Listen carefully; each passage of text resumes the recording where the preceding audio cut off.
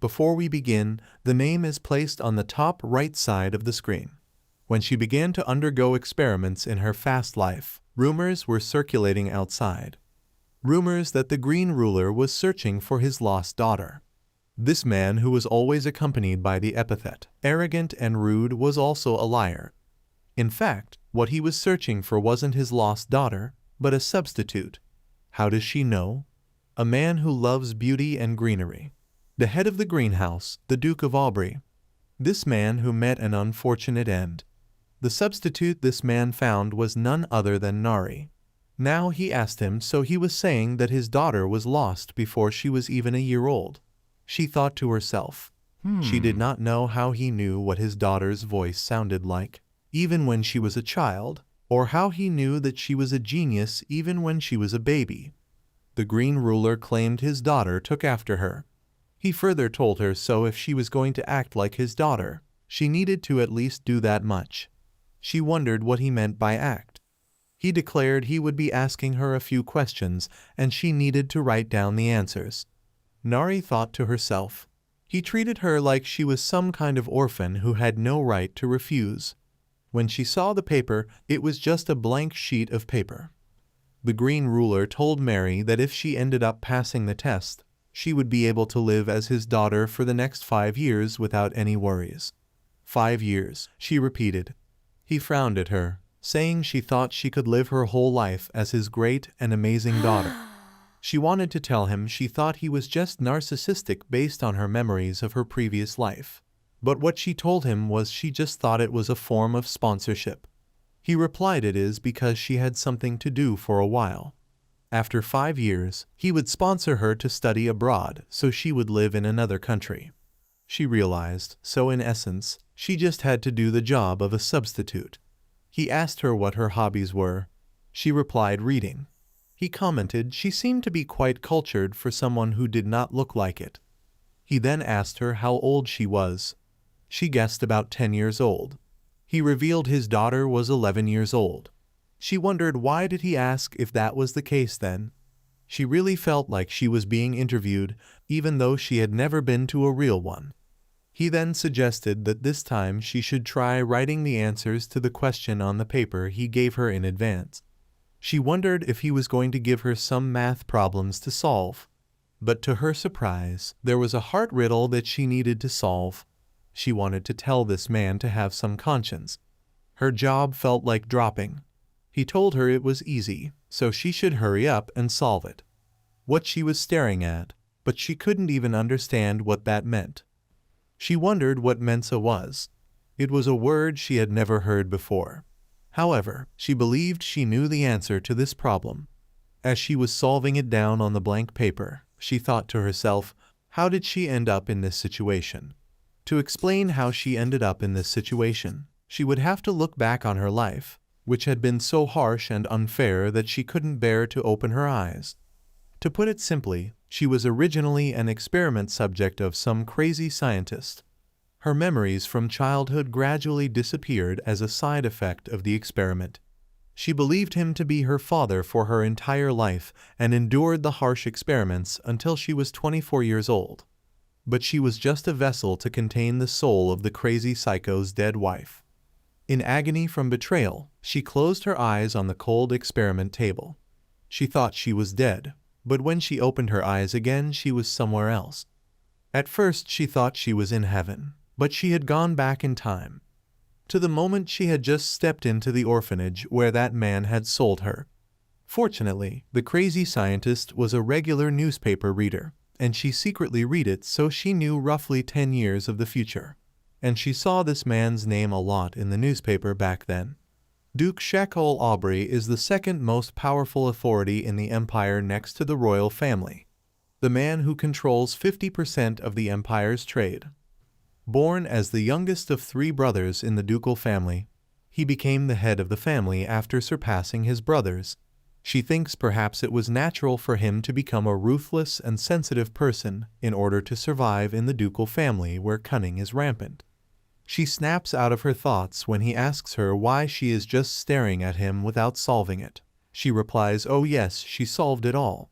He seems surprised that she has already solved it and questions her. She did not cheat, did she? Nari reveals other facts about him.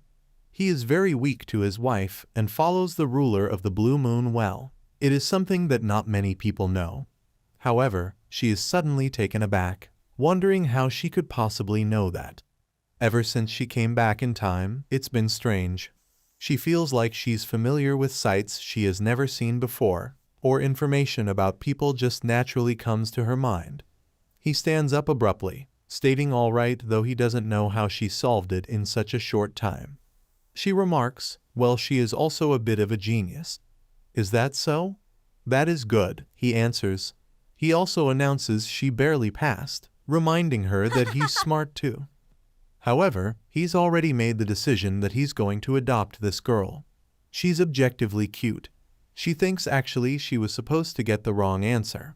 She has regressed to the past, but all she has is this shrink body.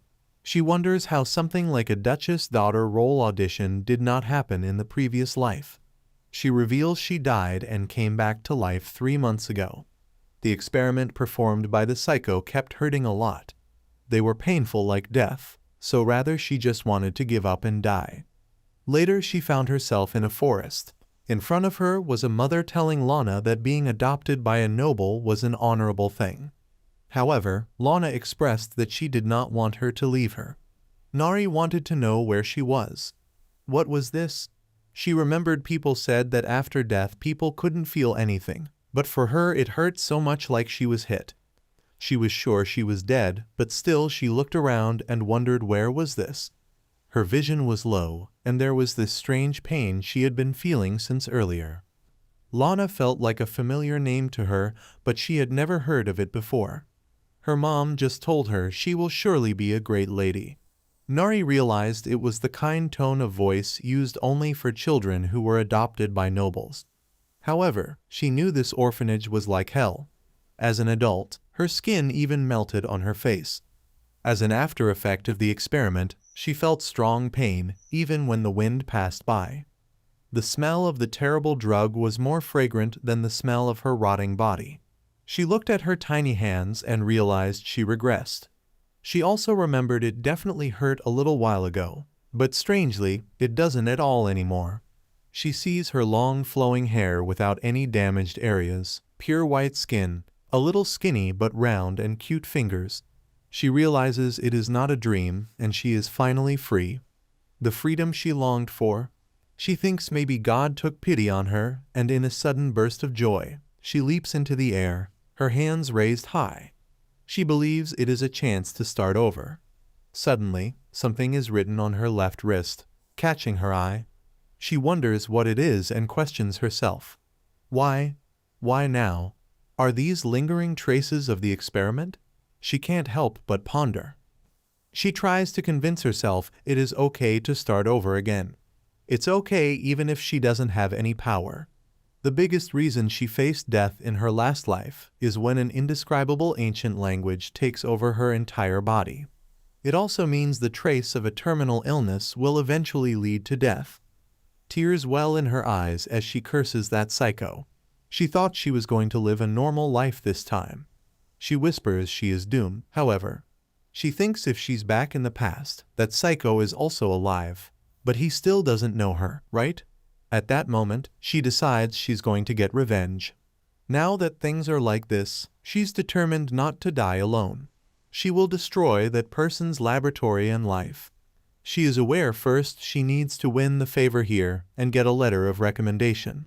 It is the most famous nursery in the empire. There's a secret here. Children who get good grades in class can live under the patronage of nobles. While most kids who were not are children with bad grades, also children who are not liked by their teachers. These children disappeared at some point saying they were adopted. She is determined to get good grades and receive a reasonable amount of support and decides, no more the stupid and obedient her, and then she will definitely get her revenge. Within a little time she's done with her cooking and tells her teacher, who is gaping at her, that all the dishes are done. She asks if there is anything else she can help with. She asks in disbelief already, but then tells her all right, she may go back now. She expresses her thank you and promises she will make sure to become a good student who repays her teachers. The teacher is shocked and wonders, isn't this kid learning how to work in the kitchen for the first time? She can't help but think, how come this child can cover the task here and there? A kid who always scored low, can someone change within a few months? Nori wonders if she's among the teachers who give grades. After considering the possibility, she goes out of her way to be extra respectful to her. She thinks if she takes a high-intensity class, it should not be difficult for her to score points since she was already used to it because she cooked and cleaned with her sick body in order to be loved by the mad scientist. Thinking about it makes her angry. She tells herself she will definitely get her revenge. That is when she bumps into someone. She is quick to apologize, but the man is rude and calls her a dirty trash. She looks at him. Her face is contorted in anger. The man asks her if she someday ends up killing someone. Is that what she is going to say? Sorry? He then states, does she think a low-class person like her can talk to him? She replies yes. She thinks she can though. He claims she doesn't even know who he is, but she lets him know she does. He's the one who is receiving support from the Countess Charlotte. Sponsorship system. This is a system in this orphanage where the honor of the sponsoring noble increases as the sponsor pays well and performs well. The arrogant man asks if she cannot even remember his name, probably offended that a little child cannot remember his name. He adds anyway, he's not a fool like her who wasn't chosen. She warns him to be careful as that count kills people and doesn't even feel sorry. She advises him to quickly leave as who knows it might be him next time. This enrages the man to the point of snapping, demanding to know what she's talking about. Does she want to die? Is she asking to get beaten up right now? She smiles at him, telling it to try it for once. He raises his fist to strike her, but is stopped by someone telling him what he's doing now. It is the teacher who states she cannot believe he would act so violently. Behind her is a man in a cloak. She thinks that is a lie. Afterwards, they look over violence as nothing, since these children are sponsored. Peter tries to explain that it's not it.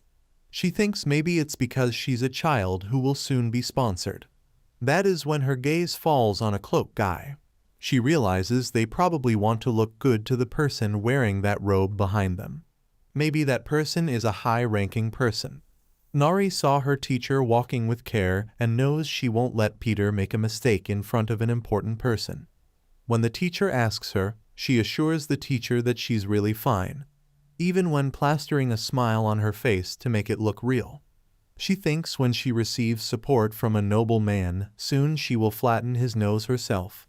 She's taken by surprise when the man says he guesses she should come with him for a while. The teacher tells him the nominator child she was talking about. She thinks she did say it would be soon, but not soon like this at the scene of the incident. Her mouth drops open when she realizes she was caught in a fight and the first impression went down. Nari greets him respectfully and introduces herself as Anisha. She thinks, well, he already saw her as a victim anyway, so she should keep a smiling face. However, his reaction looks cold. He ignores her and asks the teacher if she taught them noble manners. The teacher assures him they train them because they are often sponsored by nobles and hired as maids or servants. However, out of the blue he asks Nari how she knew that he was a noble man. Nari thinks because of his overbearing tone and because the quality of his robe looks good, but she's aware she cannot say that. She responds the way he walks and talks looks so graceful. Is that so? He says. Can she feel the elegance even when he's wearing a robe? She thinks she only said this because she was wondering if he was a sponsor, but he really is very self-absorbed. When she looks at the purple eyes that peek out, she thinks of them as mysterious yet pretty. Now that she thinks about it, she recalls, didn't the teacher say he nominated her? The teacher tells her it's not polite to make guests wait, so she should follow. She decides for now she will just follow them. Once he settles down, the teacher requests him to please sit here and the tea will be served shortly. She then declares first of all she should introduce the child again. Nari thinks this is her first time she has seen teacher Irina with such a low altitude. However, he dismisses her, telling her the introduction is done, so she should leave now. The teacher is confused and claims regarding the counseling's adoption, but he cuts her off asking when did he say he was adopting.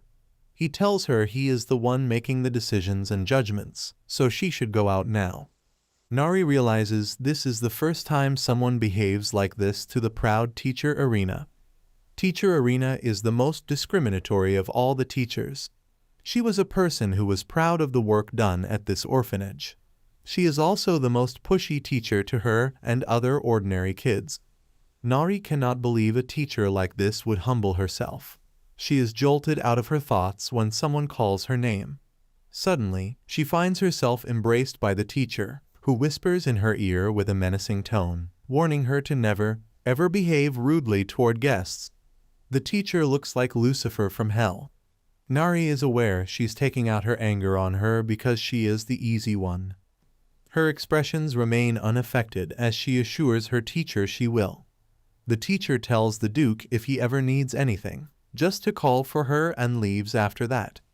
Nari clenches her fist as she tries to calm herself, telling herself it is fine, she should be a good kid who can solve everything, and to see if she can smile like that when she gets stabbed in the back by her.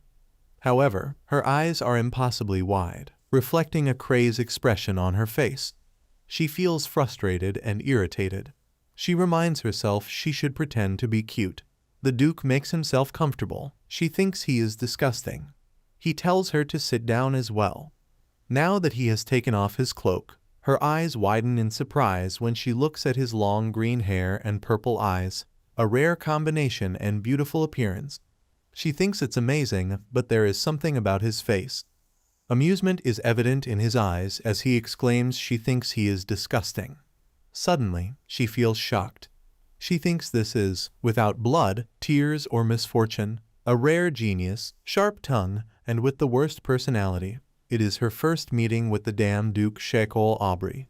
Later, he tells her they should get going. As she's sitting in the carriage looking outside, she wonders if she seriously gets going like this. What about adoption documents? A month of training before adoption.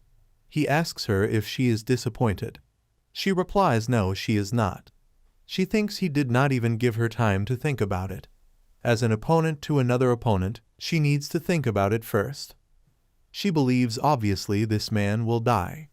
If not, the family may become extinct, but it's not like they're playing a time bomb game of who explores first. She then tries to recall why the man had died. After a moment of contemplation, the memory finally comes back to her. After his sick wife died, due to his sense of loss, he attended a hunting competition hosted by the imperial family. The magic power went out of control and almost killed the royal family. In the end, this man was the most followed and light ruler of justice. The head of the Argo family, Alf, was killed by Duke Argo. After that, the power of Rust was considered evil and was sealed away. The whole family was wiped out. But then the story picks up again when a female protagonist with the power of Rust appears. Again, she is surprised how she is aware of all of this. She wonders if it is the side effect of the experiments.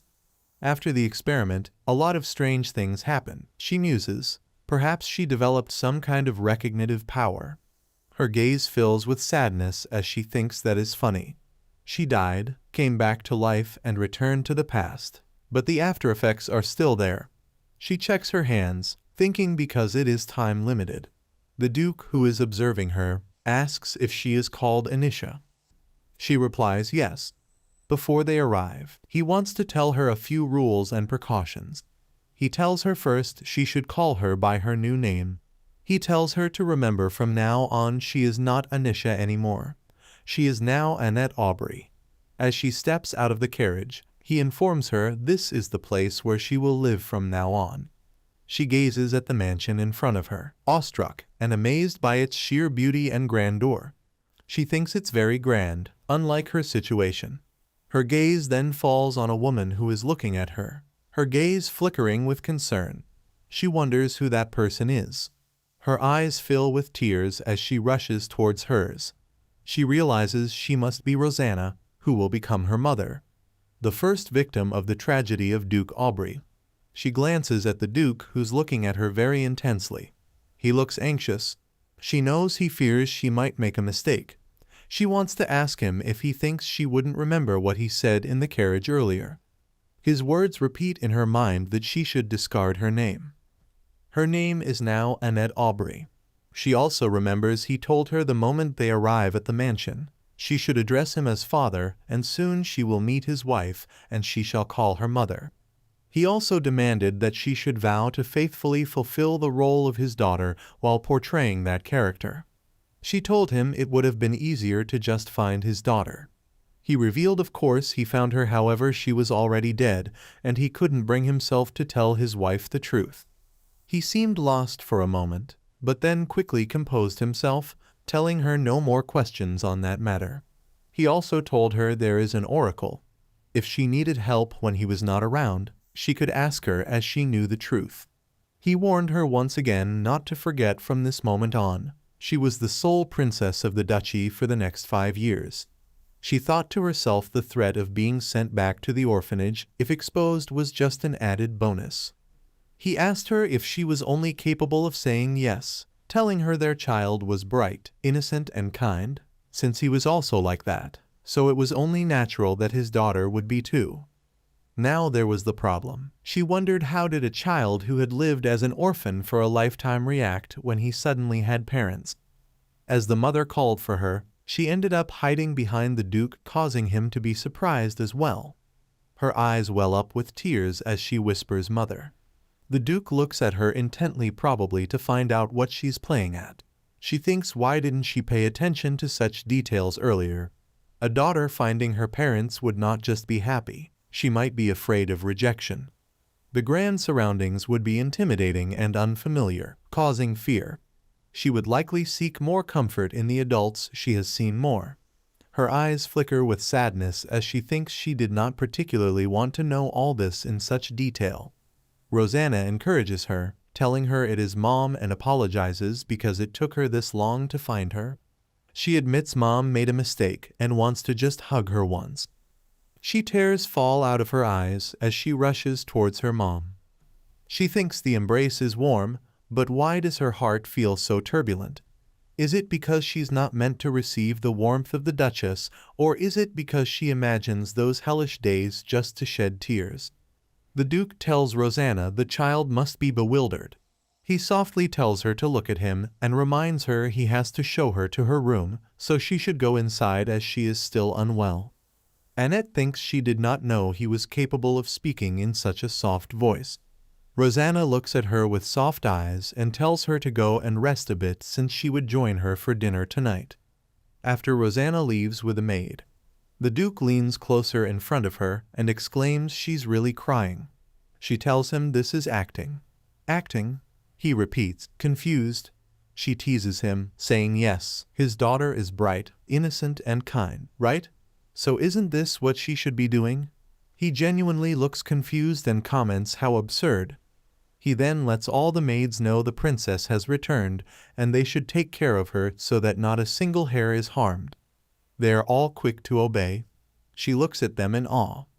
The Duke asks her why she is surprised. He offers her his hand and says it is her future home after all. She agrees and takes his hand. She thinks even though it is unavoidable to have expectations, all these fantastic events are just for 5 years. The two identical-looking maids greet her. One introduces herself as Mary, the other introduces herself as Gold. Distracted, she responds with a vague, yes, yes, as her mind wanders elsewhere. She is anxious about already being separated from the Duke, but convinces herself she just has to do what she's told, and there shouldn't be any problem. The maids encourage her to talk informally to them. She thinks it is a smooth start, but what would it mean? Panicking, she claims she can do it herself, so they can go now. They look at her with concerned gazes, but she thinks it is embarrassing for her to have them help her with her bath too. They insist, but she interjects. No, really, while looking so panicked. She wonders, how should she get out of this if she takes off her clothes now? She will be caught with the crest. When the maid tries to insist again, she forces the tears to well up in her eyes. Looking so lost, she says she's embarrassed in a small, vulnerable voice. Both the maids get trapped in her act. They ask her would it be okay for them to just draw the water for her, and they will wait in the room. She sheds a tear or two, admitting softly. But she wants to get dressed on her own too. She thinks to herself she cannot tell the Duke this secret.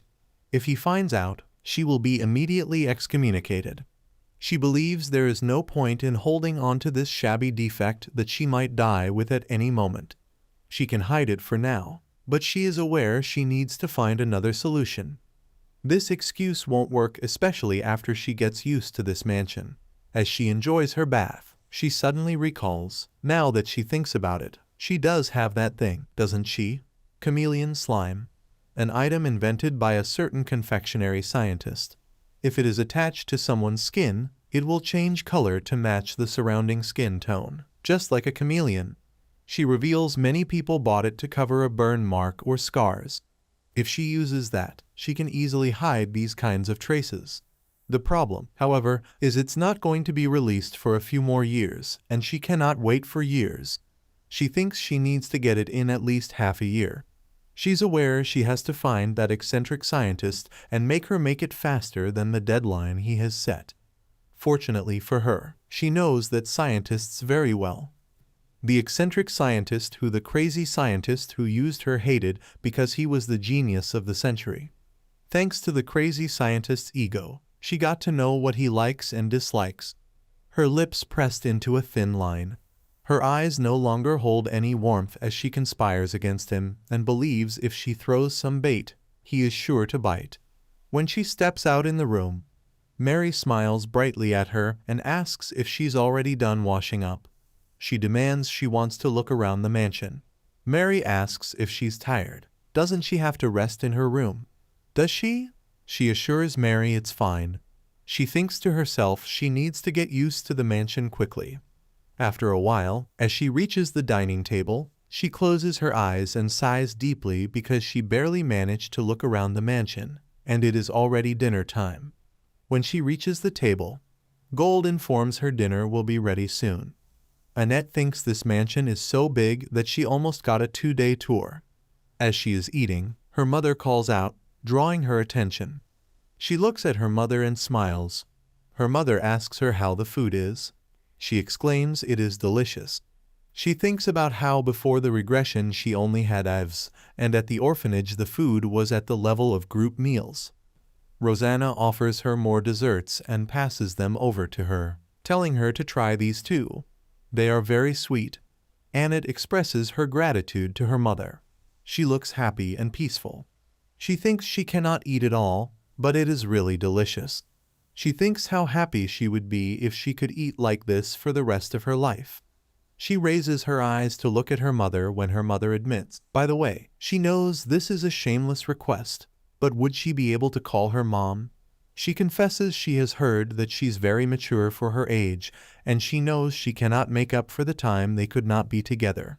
But she would really appreciate it if she could call her something a little more comfortable, like mom. She is quick to fulfill Rosanna's request and calls her mom. Her mom looks up, meeting her daughter's gaze. So much emotion passes in her eyes.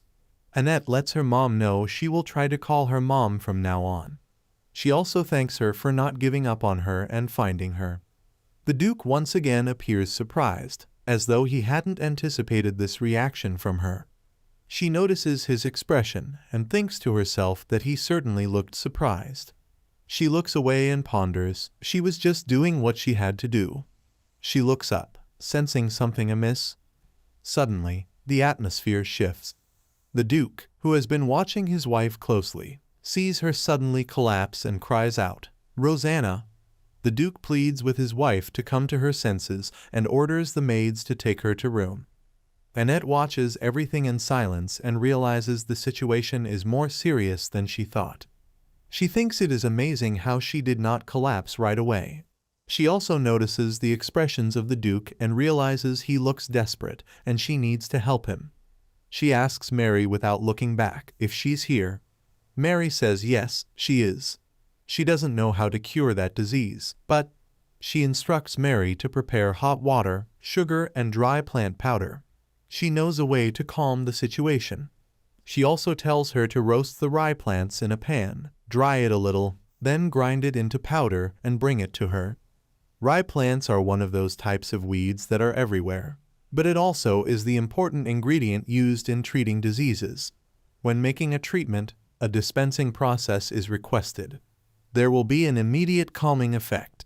Mary responds all right, she will prepare it right now. She grins, deciding then now she should play an innocent and bright genius. As the Duke has helped her sit down on the bed, he asks his wife if she's calming down. She says yes, but is worried how surprised Annette would be. She confesses she thinks she cannot be a good mother. The Duke genuinely looks broken when she says things like that. He requests her not to say things like that about herself. They both look up when Annette calls out to her mother, standing nearby. Holding a cup in her hand, she tells her mother that she has brought her some medicine. The Duke thinks medicine. What is she talking about? He tells her that her mother is sick, but she ignores him and walks past, stopping in front of her mother to offer her the cup and tells her to drink it. The Duke glares at her, unable to control her. He ends up screaming at her. His face is flushed with rage as he demands to know how dare she treat Rosanna that way after he brought in a child of unknown origins and uncertain whereabouts. She just smiles at him in return. Once again he is shocked by her and he thinks she smiles. She then reminds him she is a genius who takes after him. Right, Rosanna intervenes and tells her right. She looks a little shaken up by the fight and says her daughter has given it to her. How can she not drink it? He tells the Duke not to get too angry before taking a sip. The Duke looks worried. She states it's sweeter than she thought, a little bitter, and Annette interjects. It is delicious, right? Annette wishes her mother a quick recovery and says she will head back now and get some rest. After she leaves, the Duke wonders what she is thinking about. Just as she steps out of their vision, she starts shaking, her hands trembling. She wonders what she's doing now. However, she tries to convince herself it is fine. Even if she made some mistakes, she won't be scolded or experimented on. She responded well, it will be fine. She reminds herself she came here to do well, there's no way she will get sick because this is not a laboratory. When someone calls her name, she glances up, startled. It's Maria and Gold, both looking at her with concern. She tells herself she should act like an innocent child who knows nothing. She forces herself to smile and explains she was just surprised because it was her first time being scolded by an adult. She believes she cannot show her anxiety. On the other hand, Rosanna demands to know why he was so angry at her daughter. She reminds him she is her precious daughter, that was barely found. He argues weakly that she was trying to feed him something strange. Rosanna smiles, stating still she brought it while thinking of her. How amazing and kind is she? She tells him she knows he's not used to it, but from now on he cannot be so cold-hearted. She cups his cheek and asks for his answer. Reluctantly, he replies understood. He then pauses, exclaiming that it looks like her coughing has stopped. Rosanna says he's right. It is easy to breathe, and she's not even feeling cold. This flabbergasts him because she never stops coughing this quickly. Rosanna looks down at her cup and wonders if this thing really works, or was it a coincidence? The Duke wonders if it was just a coincidence that Rosanna's symptoms improved. He recalls how she had a face of certainty, but then dismisses the thought, believing it cannot be that simple. He then orders Pedro to bring Mary and Gold. He wants to ask them if they noticed anything unusual. He then tells his wife to rest. She whispers Annette's name, wanting to tell him to apologize to her. But before she can, her eyes close and she falls asleep. He gently plays with a strand of her hair, reflecting on the situation. He knows this method is not good for either the child or Rosanna. Yet, he allows himself a moment to imagine that perhaps this child can really cure Rosanna's illness. He further admits there was a reason why Rosanna, who was healthy, became ill. He can't help but think if only that had not happened. A dozen or so years ago, the empire was in turmoil for a while by anti-aristocrat factions. The cause was the emperor's stupid rule. The previous emperor was the worst tyrant in history. Luxury and pleasure and a cruel nature that enjoyed war. Conscripting commoners into the army. When money was short, taxes were constantly raised. The nobles had no choice but to increase the taxes they levied on the peasants. Under the terrible rule, the people of the empire finally exploded. Unending war, rising taxes even when the nobles threatened them. The people of the empire had nothing to fear anymore. There were even nobles who cut off the heads of the people of the empire to scare them. This led to uprisings all over the place, and it turned into a cruel revenge which ended up children being kidnapped. An incident that happened out of a desire for revenge as the person lost his child, so he wanted the others to lose their children too. The number of children disappearing from noble families gradually increased. Among them was his family, too. A nanny who had been loyal to the family for a long time lost her son to the nobles. He couldn't have imagined in retaliation she would kidnap his child. Then the only son of a prestigious marquis was found dead. The nobles, led by the marquis, drew their swords and the prince, who was only about 16 years old. It was a coup. With the anger of the people of the empire accompanied by the anger of the nobles, the coup against the tyrant king ended up being successful. As the tyrant disappeared, the lost children began to return one by one. However, there were some children who could not. His daughter was one of them, and so was the son of the Argo family. Fortunately, the son of the Argo family was found not long after. Rosanna regained some of her vitality when she heard the news. It gave her hope that maybe their child was also somewhere. She thought she might still be alive. But he could not tell anyone that they found the charred remains of their child. They said she was found charred wearing the family necklace they gave her. How he could tell that to Rosanna? He had just seen hope and vitality well up in her face. Her, who had been waiting for death. He decided he had to keep it even more tightly hidden. He didn't want anyone to go through the same pain, or maybe even more. That is when he brought a girl with green hair. A girl of the same age as his daughter. He wondered if only he could find their child safely and bring her back. For a moment, he let himself think that it could be possible, but then he steeled himself and thought, no, it couldn't be. That child was fake. However, the resemblance, the words, there was no doubt that the child might have been switched. But he remembered Annette having the same light purple eyes as his. He let him consider that maybe she underwent an experiment. But there was no way her eye color could have changed.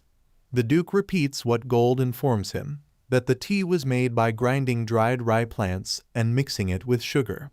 He questions again to be sure that's how she made it. She says yes. He then asks what the child is doing now. She replies she is now back in her room to rest. She also lets him know the young lady seemed a little scared. She said it was the first time she got scolded. He gulps anxiously. He then looks away and mutters that is annoying, but still he stops her and asks if she knows what a kid likes. On the table, there are many sweets for her, and she sits there flustered. She thinks she was writing a letter to the geezer scientist. Now what is this sudden barrage of snacks? She looks up at the Duke and asks him what is all this.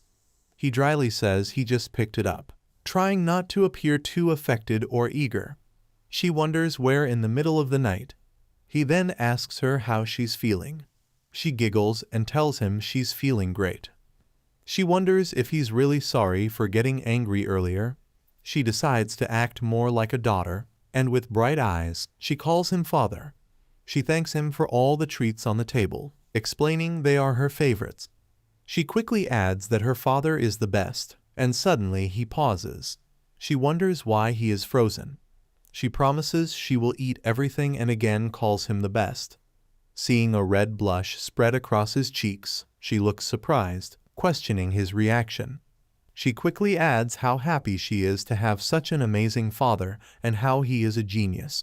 She praises her father, who provides everything, as the greatest man in the world, leading the most wonderful family. She gasps, her eyes narrowing as she notices her father looking red and flustered. She thinks to herself, how could this be so easy? The next day, she thinks as a result of staying up all night last night with the sugar boost. She thought with her current ability, it is difficult to come into contact with the geezer scientist. She decides she needs to talk about business with the Duke first. She reminds herself it has just been a while since she came here. She cannot give orders as she is used to. She's aware she doesn't have enough money to deal with the mad scientist. First, she plans to steal the idea from the mad scientist for the future. She remembers his few ways to use magic stones.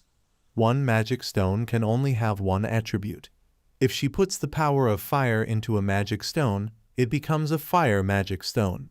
However, just by lightly touching this magic stone, she can create a magic stone with two effects. If she melted and combined fire magic stones and water magic stones at a certain temperature, it is possible to create a new combination magic stone that easily gushes out warm water. She ponders she needs to score points with Duke Aubrey and present a business plan. As she is lost in her thoughts, the maid deliberately brings her foot forward, tripping her and causing her to fall to the ground. Puzzled, she thinks, what is going on? The maid dramatically exclaims, oh, is she okay? She should look ahead. They then tell her with creepy smiles she should have to see and learn so she can hold her head high. One of them also claims it looks like the status of the Duke has fallen, and another family has already offered her, so she thinks she should go there as she doesn't want to treat such a dirty child as her master. She thinks to herself this sucks. No matter where she goes, there is always this kind of harassment. She wonders if they're doing this because they expect her to cry. She lets them know she is not hurt. The maid says she apologizes. It is a mistake. She then asks them with sad eyes if she is dirty. The maid exclaims, of course she is not. She then lets them know then she will pass it on to her father that she said she got an offer to work for another family. She adds she will tell him that the maid will leave because she didn't want to take care of her who grew up as an orphan. She smiles at her and says, what does she think? Happy. The other maid claims that if she puts it like this one, won't the lady be hated then, as it was her who wasn't paying attention in the first place. She thinks this is a matter of speaking, that they have grown tired of hearing from mad scientists. She is no longer formal with them as she looks them dead in the eye and asks them if they think she is being a pushover now. She thinks who she is supposed to be loved by. The butler, the head maid, the servants, of course not, only by the Duke and the Duchess Aubrey. She then reminds them her father is the one who brought her here. Are they doubting her father? She claims she's a genius so she can tell her father exactly what happened. So if they are thinking of causing trouble, they better stop because her mother loves her and her father would never hate his own daughter. The maid snaps how she knows she is the real daughter. She sighs deeply and reminds her she keeps doubting her father and states that is why she's telling him everything as they are doubting her father. She also reminds them they are worried about her well-being. So let's see who gets the hate. Just as she turns to leave, they stop her, admitting they crossed the line and beg for mercy. She asks them if they think they can change their attitudes so quickly. Since they consider themselves not easy, she guesses she will make them beg. She remarks their smiling faces are even more annoying. Do they know how to spit on a smiling face? One of the maids nervously questions what should she do. She tells them there is a way to apologize to someone, right? Does she even have to tell them that? When they remain on their spot, she adds, if she has to keep looking at them. The maid teeth clatters in anger as they kneel down in front of her and beg for forgiveness.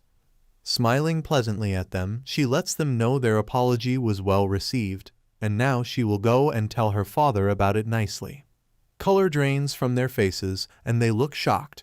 She states she just taught them how to apologize, not that she forgives them.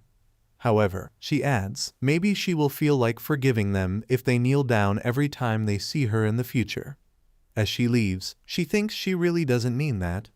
What if she is labeled as a new nuisance for nagging about this kind of thing? It is better to just scare them and live comfortably. The chefs are making food in the kitchen when she steps in. The chef asks her what brings her here. She is surprised he already recognized her as she hasn't even greeted him yet. He replies. He introduces himself as the assistant head chef of the mansion. She wonders if Duke Aubrey told him in advance, or did he find out on his own. She suddenly recalls that Duke Aubrey appreciates those who work hard. According to the novel, she stops when the strange word novel enters her mind. She thinks, there she goes again, using strange words and phrases lately. She reminds herself this is not the time for this. She requests the chef if she can borrow the kitchen for a bit. He smiles at her and explains that it's a bit difficult, but she cuts him off and makes a deal, offering him a secret recipe for how to make cheap meat taste like high-quality meat. This information was given to them by a barbarian delegation that participated in the peace conference about 3 years ago, and no one in the Empire knows about it. She thinks if she impresses the Duke with her cooking, it will be easier to earn the initial funds, and for some reason she feels like she has to impress him because it seems as if it is the calm before the storm. Later, there is a knock at the door of the Duke's study. He allows the visitor to enter, and the door opens to reveal her holding a dish. The butler standing nearby suggests, "Master, how about having a snack and taking a break?" The Duke, assuming it's Pedro who has arrived, says he has come when he was about to take a break, but he looks up when she calls him father. She greets him with a bright smile and encourages him to have a snack. He thinks by snack. In other words, she means she came here to complain. Duke Aubrey happened to see what happened in the hallway earlier. He thinks if the child did not know what to do, he was thinking of stepping in and helping, but she used his name to suppress them. He thinks so she came here to nag after all. He wants her to just tell him, and he will make sure those pests never set their eyes on her again. But to his surprise, the butler removes the lid and reveals the dish she has prepared for him. Surprised, he murmurs, "Is this beef stew?" He lifts his spoon to try it and thinks for some reason the chef cooked something he hasn't before. Now that he thinks about it, he missed a meal earlier. Looks like things just worked out. It smells good as he brings the spoon near his mouth to taste it. His eyes widen in shock as he takes his first bite. He realizes there is no unpleasant smell at all. Was beef always this soft to chew? Does the chef know how to cook like this? He thinks it looks like this was made with a lot of effort at the child's request. He then asks what that thing is next to it. She replies, "It's berry pie." She added plenty of blueberries along with other berries. Once again, he's taken aback because Rosanna is the only one who knows that he likes berries. Even the chef doesn't know that. He wonders if she told the child. He thinks there is no way Rosanna would tell about him. It's probably just a coincidence, and if Rosanna and the child had met, he would have received a report. He lies that the berries are not his favorite, but since his daughter brought it for him, he cannot help it. He asks Pedro to provide tea that goes well with the food. He thinks in hindsight it turned out to be for the better, as he wanted to ask her about the tea that she gave to Rosanna yesterday. Before that, he should ask her why she came, although it is obvious. He says his daughter is like him and knows her manners. She seems confused, so he clarifies he knows she came because she has a favor to ask. She looks embarrassed that he noticed. She admits there is actually something she would like to ask of him.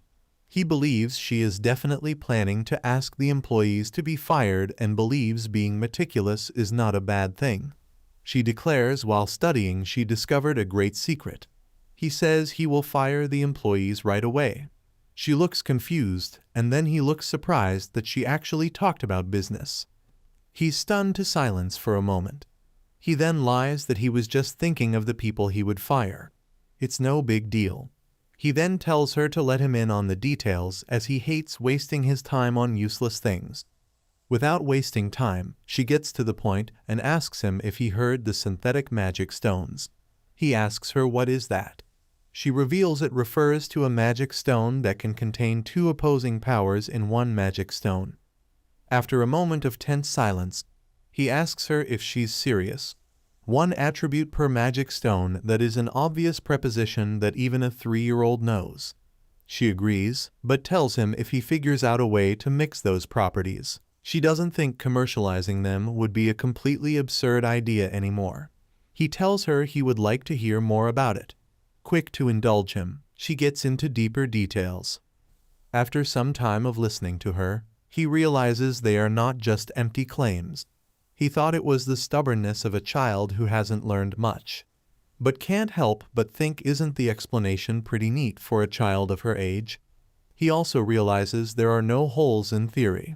He admits there is definitely a chance if they do, as she mentioned. He then asks if she got all this prepared to talk about the Mana Stone. She demands to know if it suited his taste. Again, to act like he is not very affected by her. He remarks it wasn't great, but it was worth eating. She looks kind of anxious, so he wonders if there is more. He claims, considering the sincerity she put into it, he will reward her accordingly. She then asks if she can request a favor from him. He thinks that she has a childish side, as he can't believe she would be anxious about suggesting to fire them, as he won't even let them enter a noble's house again.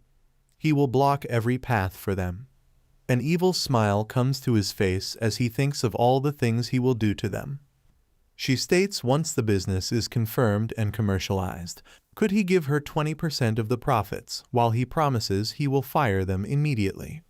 Once again, as he comprehends what she said, he is stunned into silence. She lets him know if 20% is difficult, then 10% is all fine. Looking at his expressions, she wonders if he's in that much hurry to fire his employees. She assures him if this is off topic, they can talk about it later. He thinks to himself, when on earth will she ask him to fire them? He asks her what topic and reminds her she is his only daughter and the princess of this country. He fixes her with a serious look and lets her know he hopes he won't forget that. However, she looks very anxious and he cannot help but want to know why she's so anxious. The Duke thinks it is time to speak up. His daughter must be feeling embarrassed. He assures her to never mind such worries and feel free to ask for anything. Hastily, she thanks him and announces she is leaving. He looks up first, then abruptly stands up and asks is she leaving. She responds yes and requests him to experiment, and if it works, call her back. He whines that she's just going to leave like this. Doesn't she have something else to say to him? She seems confused. He presses her to think a little harder. He thinks, isn't there something she should ask this father? She appears puzzled at first, but then says, yesterday. He finally seems at ease and smiles. She goes on to tell him that she apologized to her mother for giving her a drink without permission. She also reveals the drink she gave mother yesterday was made from dried lotus flowers. But he asks were not those weeds? She exclaims yes, it is not well known, but it has a slightly relieving effect on symptoms similar to mother's. She remembers meeting a pharmacist who used it like that before. She then wants him, but he shouldn't drink lotus flower tea too often, as he can develop tolerance, so he should only drink it when the pain is severe. He thinks since there is still no developed cure, it wouldn't be good to develop a tolerance to lotus flowers. And what if a cure is developed, but it's ineffective? She then thinks by then it will probably just be a dream, and right now even a proud peacock like her will eventually die from a sense of loss. She thinks about how in 5 years from now on Rosanna Aubrey will die and 2 years later Duke Aubrey would follow. She thinks she shouldn't be tamed by this, as she also has 6-7 years left at most. Her body is engraved with ancient languages. Even in her previous life, before 7 years had passed, she died as ancient languages spread throughout her body. She then bids her father goodbye and leaves, leaving him feeling flustered. He thinks to himself, is this how it really ends? It's over before it even began. The butler appears behind him, and he turns to him, asking what he is doing. He states he said it didn't suit his taste, so he was going to remove the food and the tea and was thinking of eating it himself. He rushes to tell him to put it down and leave. He is tired. On her way back, Annette thinks she did her best to make it, but she guesses the food wasn't great. She wonders if she gets complacent with her skills, even though they are good enough to impress even a mad scientist. Well, she has been eating food made from good ingredients since she was a child. She pauses when she comes face to face with the sole successor of Duke Aubrey.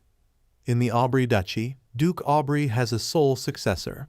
She notices how he has green hair resembling his father's, sophisticated purple eyes, and a youthful face that makes him appear around 13. She suddenly remembers after the downfall of the Aubrey Duchy, the protagonist, a wandering knight, meets the female lead with the power of rust. Confused again, she points out strangely enough she's starting to recall information she did not know before. And what's with the male lead and female lead? What do they even mean? She has only exchanged glances with him at the dining table. Smiling, she greets him. He remarks, so it is her, the substitute. At first she looks surprised, but then her whole demeanor shifts. She comments, so he's that kind of person. She thinks with an arrogant and handsome face resembling Duke Aubrey. His eyes betray a demeanor that does not smile. She can see there is clearly tension and hostility between them. She moves past him, abruptly announcing that she's leaving, thinking to herself that he's making her more tired than she already is. She stops in her tracks when he comments that, even when she dresses up, she still looks tacky. He further adds they brought someone who was supposed to be his sibling, but she is just plain and unremarkable. When she remains quiet, he teases she has nothing to say. She claims no. He's the one who talks a lot. She then asks can she go now that he's done with the evaluation. She is a busy person, so she doesn't have time to play with him. He asks what did she just say. She replies she's doing the same because he's also brief in his words. She remembers, just as she has said before, there are certain people she needs to keep an eye on, and she needs to be liked only by the Duke and the Duchess. She wonders if she needs to cater this miniature too. She then remembers the Duke loves his wife more than she thought, so he won't recklessly throw her away, even for her health. She concludes the cries of this child are no threat to her at all. She tells him she doesn't need to act nice to him, so why would she have to pretend like one? He asks her. Doesn't she get this situation? Is she brain dead? Why should he care about impressing her? She believes because he's the biological son and heir of the house. She thinks to herself in this life that will end faster than anyone else's. She has decided on two things. She lets him know it is a mistake if he thinks she will grovel to him for that reason. She has no intention of doing so. The first thing is revenge.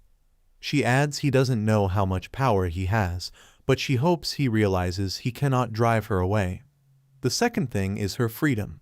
She reminds him if she were to disappear, the Duchess would be greatly shocked and might even collapse.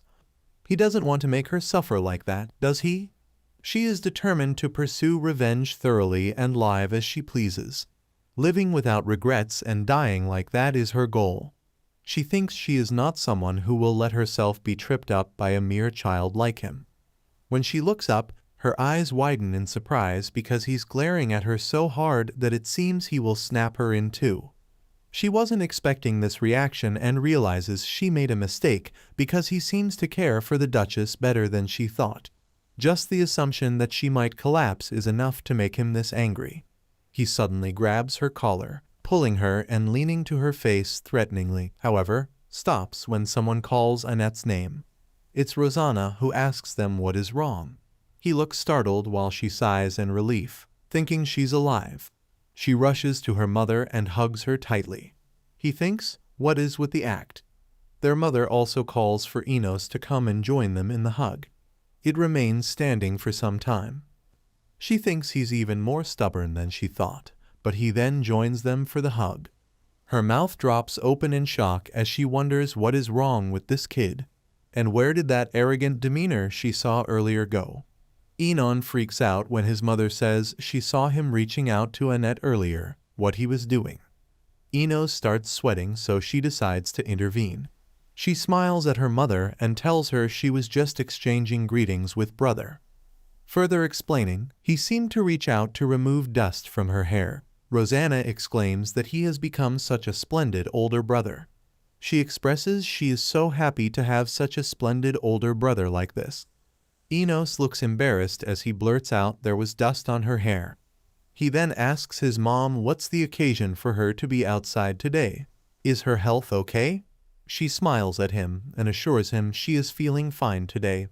Annette thinks it seems like drinking herbal tea has an effect. Rosanna then announces she is going to meet their father now, so he should take care of his younger sibling. They smile brightly at their mother, but just as she turns, their smiles disappear.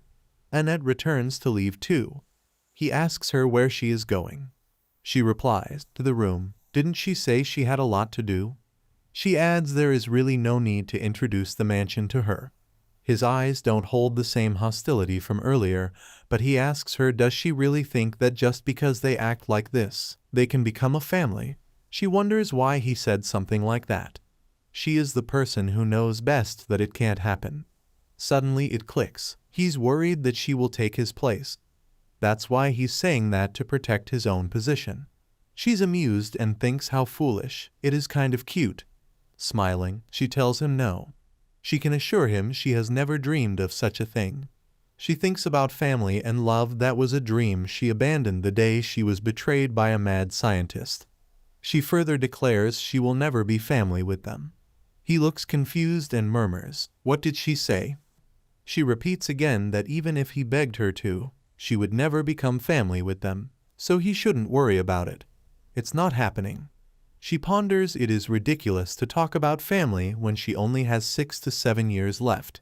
She intends to use this family solely as a means of revenge. She advises him to put on a good act in front of Mother, and not to behave clumsily like earlier.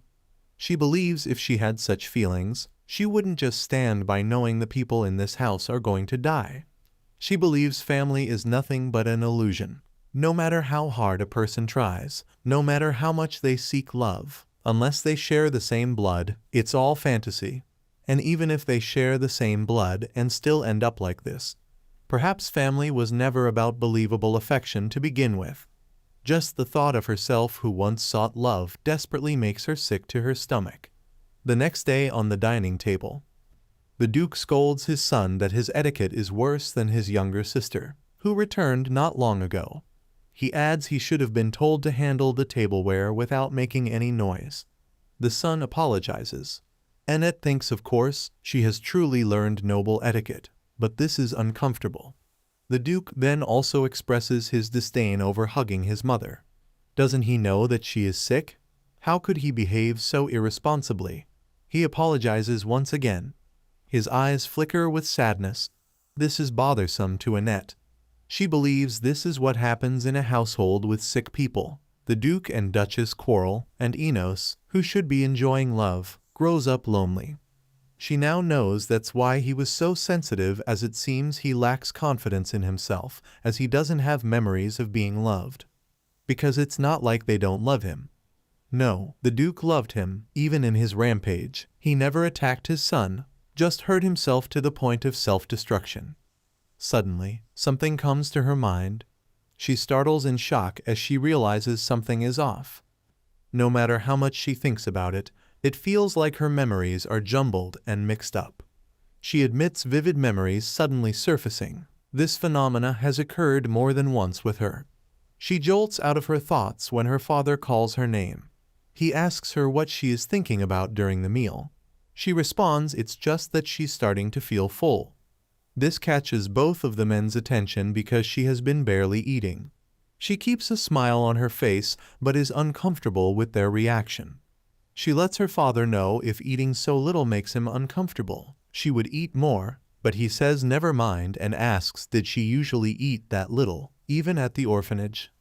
She replies yes, because if a person eats too much, their heart does not work well and their body gets sluggish, and they still have to attend classes and do the tasks assigned for the day. So if their body gets sluggish, they can't do them. She then adds there is no such thing as a free lunch in this world. Both of them look surprised because she is very young for such wisdom. She reveals the orphanage was a place where discipline was certain. There was a middle-aged man named N who would give rewards for good behavior and punishments for bad behavior. She realizes she has long forgotten the feeling of being full. She then asks him now that she has finished her food, can she leave? The Duke lets her know starting a week from now on, a private tutor will come, so she should make sure to attend those classes. She acknowledges it. He looks nervous as he reminds her she never asked what things he liked. She is catched off guard and wonders what this is all about. The Duke asks her, isn't she curious about what classes she's taking, who she's meeting, or when she's going? He demands to know why she doesn't show any basic curiosity or questions. There is a short pause before she asks him if anything would change if she was curious. This catches him off guard, and he finally answers of course not. She asks him then why would she bother being curious about it if nothing changes. He stares at Annette for a moment before dismissing the question and asking her to forget he even mentioned it. She then asks him if she can also go take a look at her classes. Looking confused, he repeats her words. She looks embarrassed as she reveals it's her first time going out. In her past life, and in this life, she really hasn't gone out anywhere. She groans, thinking to herself she is a bit embarrassed. When he remains silent, she adds it's okay if it is not allowed. Hey! He asks her who said it is not allowed. She thought someone would say it is not allowed. As she is ready to express her gratitude, he cuts her off, saying but he has something to do today. She states okay, she sees. However, he adds, if it is tomorrow, there's no reason he cannot take her. She smiles, asking, really? He assures her that he is allowing it. He then closes his eyes. He groans in frustration, then opens his eyes and fixes her with a look, conveying that he must permit it. Flabbergasted, she looks at him and wonders, what does he want her to do? Suddenly she becomes tense when she thinks surely he's not going to ask her to do that, right? She believes he really might allow it if she's free tomorrow. She then calls out to him. He looks at her dryly. She plasters a bright smile on her face as she admits he must be busy, but would he go to the capital with her tomorrow? He looks frustrated as he answers. It is annoying, but he cannot help it, but she shouldn't expect anything special. However, both she and her brother look shocked at his agreeing so easily. He thinks no matter how many people in this world ask of him, it is his daughter's request. He cannot help it. Enos frowns, thinking isn't this person a bit too much? While Annette looks nervous as she thinks to herself, she's at a loss. After that she got up and left the room, but she came out with a strange feeling of doubt. Enos rushes after her, accusing her of enjoying fake drama and getting father's attention. He further asks her if she's really trying to become a real family by acting like this. He then adds in a vulnerable voice father has never once taken him to the capital. He thinks didn't. She thinks, didn't she assure him from the beginning that she's on his side, and the misunderstanding is because of the Duchess, and she is in a position where she has to show her respect. For a moment, she lets her consider that she could explain her position, however, who knows what other pretext this might create. She decides to resolve this as it is. She tells him she doesn't want to engage in meaningless arguments with him. She believes Duke Aubrey crushes Enos in his own way, so there is no need to dwell on it. She exclaims since she has plans tomorrow. It is difficult, but 2 days later she will show him how much his father loves him. She promises she will prove it. Looking confused, he blurts out what she is talking about. She sighs deeply and states if she proves it, will he pay attention to her? She then inquires to find out if father has a place he walks to every day. She knows well when the sincerity of someone who cannot be honest comes out. He lets her know there is a pond in the garden of their mansion, and he walks around there at least once a day. She thinks quite fitting for the Lord of Green. She declares all right then, let's meet at the point after breakfast. He whispers what exactly is she up to? Is she trying to deceive him again? She glances back at him and tells him it is proof to ensure brother doesn't get jealous of her. She thinks it is bothersome, but if it's for a better future, it is a necessary process. After that, she leaves him standing there. She then tells herself to set aside the hassle for tomorrow and to organize what keeps popping up suddenly. Suddenly, those strange words come to her mind again: novel, male protagonist, female protagonist. Annette definitely knows about the past and future of the Duke of Aubrey. Before regression, she surely read through the newspapers left by the mad scientist without missing a single one. But was Duke Aubrey's past written there as well? It must have been, since his death was prominently prophesied. However, she can't recall how did she know that he was the third son. She also knows that he had a tough time since childhood. It is the fact that he does not trust people easily. So how could she be so sure that he loves Enos Aubrey? No matter how closely she examined the newspapers, surely she cannot know things that were not written there. But that is the thing. How does she know now that he hurt himself to avoid hurting Enos Aubrey? She cannot help but question herself about where did she learn this information. She doesn't remember anything specific right now, but in the past that she knows, someone added an explanation. Suddenly, a light starts emitting from somewhere. She then realizes it is coming from the pattern. She dwells on what this is. Somehow something is happening. Suddenly, her surroundings change and she's on her knees. She looks around trying to find out where she is. She clearly felt her soul being sucked in. However, what is this creepy white space? She flinches when she feels someone's presence behind her. She looks over her shoulder, only to find a black shadow.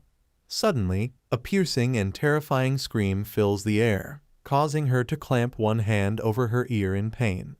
It's so loud and unbearable, as if someone is screaming directly into her ear with a microphone. She wonders in shock what could be making such a deafening noise. The voice in her ear says, "Oh, he made a mistake. Did he speak too loudly human?" Surprised, she looks up and asks, "What did he say?" She believes even an ant's voice could be bigger than that. He states it is hard to adjust. "How about now?" She replies that is okay. She asks him what is going on here. He declares he's finally glad to meet her. When she demands to know who he is and where this is, he tells her not to be so wary. He's the administrator. This is it. Once again, she repeats what does he mean? She doesn't understand at all. He shrugs and replies with a two-word response: archives room. She's so lost she doesn't even know if they are speaking or not. He then tells her it is the only room in this world that only she can enter. She confesses while she still doesn't understand. Looking around, she exclaims there is nothing here. The shadow asks why it isn't there and urges her to look closely, promising there is. This time, when she looks, there's a library with shelves around her filled with books. He lets her know they are the pages that contain the truth of the world. He suggests she read them. They all look the same, so she wonders, what is she supposed to read? However, the book in her hand, unlike the other books, the front and back cover colors are different. The shadow encourages her to read it, saying it will be interesting. She thinks at this point she is not surprised by anything anymore. In the book, there's something written that happened in August 2019. It states after being defrauded of their entire fortune, they were fatally hit by a bus while jaywalking. This is really the worst. Her eyes narrow as she focuses on the words and tries to comprehend what it means. She realizes by X it means the imperial calendar month, 8-day. The shadow tells her the rest is written in an ancient language, so she cannot read now. Her eyes widen in shock as she gazes at the shadow. The shadow further adds the fun part she was talking about starts now. He then whispers in her ear, repeatedly encouraging her to look ahead. She looks annoyed, but ends up complying. When her gaze falls on the book, she is surprised because it's moving on its own. There is another thing that happened on February 17, 2016. It states today was the best. It is further written that the Duke Aubrey is so cool, he stabbed himself in the leg to save his son. And such parents only exist in novels. Someone expresses their sadness over the fact that Duke Aubrey is not going to appear anymore. Someone also claims their family, who are like their enemies, only think about how to take their money all the time. Confused, she turns the pages herself, while the shadow from the distance watches her. What Annette has read so far, it seems like the owner of this diary-like document is writing a review after reading a novel called Green Eyes. She thinks while a normal book review would not be an issue, the name House of Duke Aubrey is explicitly mentioned in this review. She reveals the phrase "adopted a lost daughter" is jarring enough on its own. However, she wonders what the protagonist is again, and who is Ki. Suddenly, a jolt of electricity surges through her hand, making her pull it back abruptly. The shadow informs her that it happened because she tried to see too far ahead. She cannot see that much yet. When she demands to know what that is, he honestly replies it was her life. To be precise, this is her lifetime with the most intense moments recorded. She doesn't understand, so he clarifies of course she wouldn't know as this is her past life. Seeing one's own past life is ordinary forbidden, but she is one of those special cases who have lived multiple lives. He further reveals in a nutshell all her numerous past lives are recorded here, even though she does not remember them. Her soul does. In fact, the records room exists for everyone, but only a few can enter, for example those who have died once with the key. She looks pale, as if it is too much for her to digest the revelations at once. She repeats, "The key." He points out the one on her wrist and lets her know it's a forbidden magic. When she averts her gaze, looking nervous, he tells her not to look so scared. He's on her side. He playfully nudges her nose with a light touch, a teasing gesture. Her eyes widen in surprise. He then tells her it's already time to go, so he guesses it is over, and they will have to leave the rest of the story for the next time. Before leaving, he lets her know they will have plenty of time, so she should take care and refers to her as a partner. He waves at her and tells her they say it's best to keep the first meeting short. As she returns to consciousness, she finds herself lying on the bed. Slowly, she sits up, her eyes reflecting exhaustion as she surveys her surroundings. At that moment, she thinks this is the worst. The next morning, Gold shows her a beautiful dress and asks her how about this one. She doesn't look too impressed, but forces a smile on her face and assures her it is pretty. Mary suggests the slightly calmer navy blue line is also nice, too. However, Gold disagrees and thinks this one is better. Both the sisters glare at each other. Annette thinks to herself she's sure she didn't ask for their help in clothes. She nervously tells them she should try this one first. Annette muses she thought Mary was like that, but she did not know Gold was also like that. As she dons her dress for the day, a delightful gasp escapes Gold, her eyes sparkling with admiration. Mary also chimes in, remarking it matches her emerald hair so well.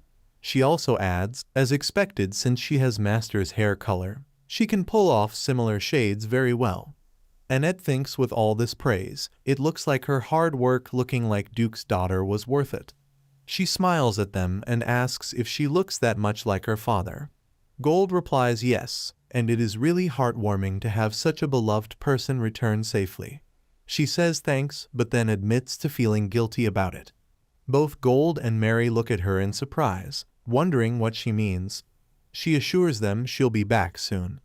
On her way, she thinks she has not had time to process the information properly, and she passed out in a daze only to wake up the next morning. She also remembers she had made an arrangement with Aubrey Duke to go out. Her mind then begins to wander, pondering the identity of the person named Kidai. She has learned that the world is a novel, and she's one of the characters in a book titled Green Eyes, a story she read in a past life. That is, if what the figure said was true. She wonders if that means So Ki was the one who was originally supposed to be the daughter and the heroine. Come to think of it, she seems to remember reading a newspaper article before her regression that said Aubrey Duke had adopted a daughter. She believes she has stolen someone else's place involuntarily. She snaps out of her thoughts when someone scolds her that she is late keeping him waiting. When she looks up, it is Duke Aubrey. He admits she looks quite impressive today. She smiles at him and thanks him, believing it is all thanks to Father. A heavy silence descends upon them, leaving her feeling perplexed. She looks up at him, only to find him staring at her with anticipation. She wonders why he has suddenly grown so quiet. He narrows his eyes at her, causing her jaw to drop in realization. She understands the implications. He wants her to compliment him more. She thinks Duke Aubrey turned out to be much more childish than she had expected, so while the probability of her crazy theory being true is high. Reluctantly, she calls out to him and praises him that he looks even more splendid and dashing today. Arrogant as ever, he replies back, he's just the same as usual. She muses he wished for this right. In the carriage, she darts a glance at him and thinks he could have easily declined to accompany her, especially since he is so busy with his work in the carriage business. Judging by all the demands he has been making, she realizes it seems that Duke Aubrey really missed having a daughter after all. However, she believes even in that case she is just an imposter, so if she acts spoiled, he will kick her out. He then asks her if there's any place she would like to go. She thinks to herself she just wanted to stroll around and enjoy her freedom. However, the words come out of her mouth are the demands about going to a clothing store or a jewelry shop or maybe getting a snack. He questions, is that what she wishes to do? She says yes, father, but thinks to herself it doesn't matter where. Don't children enjoy these things? However, contrary to her expectations of a peaceful outing, she was once again reminded that this world revolves around money and power. In the shop she is freaking out as she calls out to her father. She reminds him she merely expressed admiration for that pink dress. So would he not consider purchasing the entire toy shop and showering her with an assortment of pink dresses? He plays with a strand of her hair as he replies, his daughter is so bold. He believes this is precisely how money should be utilized. He smiles at her, but it doesn't reach his eyes. She thinks, judging by the frown on his face, he is clearly not amused, and not just slightly. She wonders what on earth she did to offend him. She just asked for a snack while teasing him a little. On the other hand, Duke Aubrey muses it is absurd to think that his daughter is thinking just having snacks would be enough. He asks her next was a jewelry store, he thinks. Poor girl who's already freaking out quickly blurts out actually, no, it's not that. She admits she just wants to enjoy the scenery while walking with him. She grabs hold of his dress and confesses she has never been to the capital before. He looks at her slightly concerned, then he says, well, if his daughter asks like that, he cannot refuse. She thinks she didn't even beg that much. She says yes, let's go back to the carriage and practically bolts out of the shop, thinking they should change their location before he changes his mind. On their way to the carriage, she asks her father if they could cancel the purchases they made today. He glares at her as he states, is she asking him, a duke, to cancel orders at those stores now and to lose face? She replies no, she just thought it would be nice to give them as gifts or donations to the people around them. From the expressions on his face, it can be clearly seen he's not interested. He begins to argue, but his objections falter when he notices the sadness reflected on his daughter's face. She admits she just feels sorry for all this stuff. She further reminds him she won't be here in around 5 years, so she feels wasteful buying things she won't be able to use. He says she can take them all, there's no reason not to. She asks how she can possibly. The clothes won't fit her anymore since she will grow out of them. He tells her to then just throw them away. She thinks she's not making any sense, but then he stands up abruptly telling her they have arrived. Once he steps out of the carriage, he offers his hands to her and tells her to give her his hand and step out. She places her hand on his and remembers he held his hand when she got in the carriage earlier, too. She guesses he has better manners than she expected. He walks ahead of her. She also notices that he is always walking ahead of her. She realizes they seem to be falling into place gradually. After a moment of hesitation, she slowly reaches for her father's hand. Just as she's about to grasp it, a sudden commotion nearby captures both of their attention. The Duke groans, wondering what trouble is brewing now.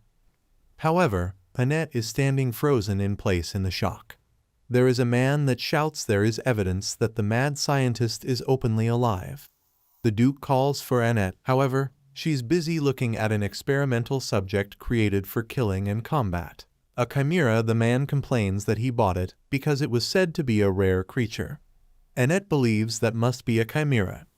An experiment created by a mad scientist before he invented a chimera for killing and fighting a living being created by deceiving God and disregarding life. She reveals in the beginning there was a lot of talk about its pitiful life due to lack of intelligence and the characteristics of following only the owner. The creature began to be distributed. She clenches her fist as she realizes this thing is still rebelling without any consciousness and looks like this guy was a failure too. The creature whines from inside the cage. This pulls her out of her thoughts, and she realizes she was staring at it for so long. Her father asks her she has anything to wish for and promises her he will make sure to grant all her wishes. She wonders what else is he intending to buy. Already all the shops robbed them. She assures him she likes what her father bought her today, and that is enough for her. He tries to say something, but she interjects, telling him it was her first time seeing the capital and walking around freely. It was really nice because it was her first time having someone hold her hand. She wonders what else she should say, being a commoner or something, but realizes that is enough for now. She states it is all thanks to her father, so they should head home now. She just wanted to see the market like usual. He cannot believe she's just satisfied with this, but agrees with her to go back and tells her he had no choice but to hold his hand since she likes it. He holds it again, but this time so tight that she groans in discomfort. However, just as she strides past the pitiful creature in the cage, her gaze falls upon it, and it looks profoundly sad. She thinks about the creature abandoned by this mad scientist. It would be an exaggeration to say that creature looks similar to her old self. On the other hand, Enos is waiting in the garden. He thinks to himself she told him to come, and he did, but just to prove that his father loves him more. However, he still thinks what kind of nonsense is that? He contemplates his father, who always gave him a stern look. This time he even took his fake kid with him to see the capital. He thinks what does a fake who monopolizes the love of his father and mother know? He believes she dared to imitate his younger sister, who had eyes as pretty as violets. How dare he fool his sick mother? He recalls holding his younger sister in his arms as she stared up at him with beautiful violet eyes of hers. He cannot help but consider the possibility of his sister being alive. When he looks up, he finds Annette in front of him. He admits he thought it was pointless and was just about to go back. She asks him if he doesn't want to know whether his father loves him or not. He answers that his father does not love him. On top of that, he even looks like he actually believes it. Annette thinks to herself she's tired. Come to think of it, it was almost time. She asks him if he knows what is the easiest way to win someone's love. What? He inquires. She states a situation of crisis to the point where they cannot even control their emotions. She darts a glance at his way, and he looks taken aback. Suddenly she grabs his collar and pulls him closer, whispering in his ear that he is going to die. She lets him know in advance this is just a mistake that happened when they were playing. He asks her what she is doing. She lets him know this is absolutely not his fault. He tells her to stop it. She replies she will. Smiling brightly at him, she mentions when his father calls his name first and saves him, she will win the bet. She then pushes him into the lake. She tells him if she wins, he would stop bothering her. However, she jumps after him too. She realizes the water is dark, and it's much wider and deeper than she thought, and it seems cold. She calls Enos stupid, and thinks it is not a shame for not being able to swim right. The Duke is rushing towards them. She wonders what he's scared of. She won't tell anyone. Before the Duke can reach them, Enos has already emerged from the water on his own. The Duke blurts out, asking if he is okay and if he was injured, then immediately instructs his men to call a doctor right away. Enos tries to explain to his father, but falls silent when he looks at his expressions. Duke Aubrey snaps at his son, what he was thinking. He reminds him he is scared of water, so was he wishing to die. He whispers in disbelief he knew that. The Duke says what does he think? He doesn't know that and tells him the doctor will be here soon, so he should lie down. Enos realizes he lost. He has never seen his father's expression like this before. The Duke asks him again how on earth he fell into the water. This jolts his memory, and he realizes that Annette is still in the water. He states it was a mistake while playing with a net. He let his father know they were playing and then fell in the water. Color drains from the Duke's face as he realizes she is still under the lake. Cursing under his breath, he jumps into the lake. Annette thinks it is cold. She saw Aubrey running towards them, so Enos must have been saved. She thinks he was running ahead, as if he couldn't even bother to see her, and she was just trying to quickly get rid of something annoying. But what the hell? She never thought she would realize in the water that she's not good at swimming either. She murmurs she has won. However, another question arises in her mind. How did she know that Enos could not swim? She remembers there was no article that says he couldn't swim. It is amazing how much information comes to her mind, even though it's not from her memory. She lets herself consider what if she dies right now. No more misery, no more revenge. It would just become more comfortable. Just as she closes her eyes, the Duke reaches her and pulls her to safety. Sitting on the grass, her eyes widen as she realizes she has survived. The Duke looks deeply worried for his children. Under her breath, she murmurs an apology, explaining that she was just playing with her brother. She then darts a glance at Enos. She wonders, why does he look like this? Was this too harsh on a kid who couldn't even swim? She further adds this was done after sufficiently calculating the distance. The Duke sighs in exasperation and tells his children they will talk about it later. He let them know he will ask the doctor to take a look, so now they can go back to their room and quickly wash with warm water. They both say yes in union. Later in the room, sitting on the bed, she repeats for 5 days. She needs to lie down for 5 days in this room, even though she wasn't hurt. Mary glares at her with teary eyes as she instructs her to just lie down. The doctor reminds her something big could have happened. She thinks to herself. She guesses she was looking down on her position as the only princess in the empire. She finally agrees. Annoyed, she glances at Enos, who looks at her with sadness in his eyes. She thinks everything is fine, but wonders why she has to be in the same room as him. She can see the expressions on his face and wonders what kind of change of heart did he have to make that face. But tries to convince herself. It will be good, she guesses, and she will get used to it soon. She also admits it was her miscalculation. 4 days later. She's frowning as she reveals they did not let her go out for 3 whole days, and on top of that she has been imprisoned under the eye of Duke Aubrey. Eating, changing clothes, from play to class, all in the name of nursing.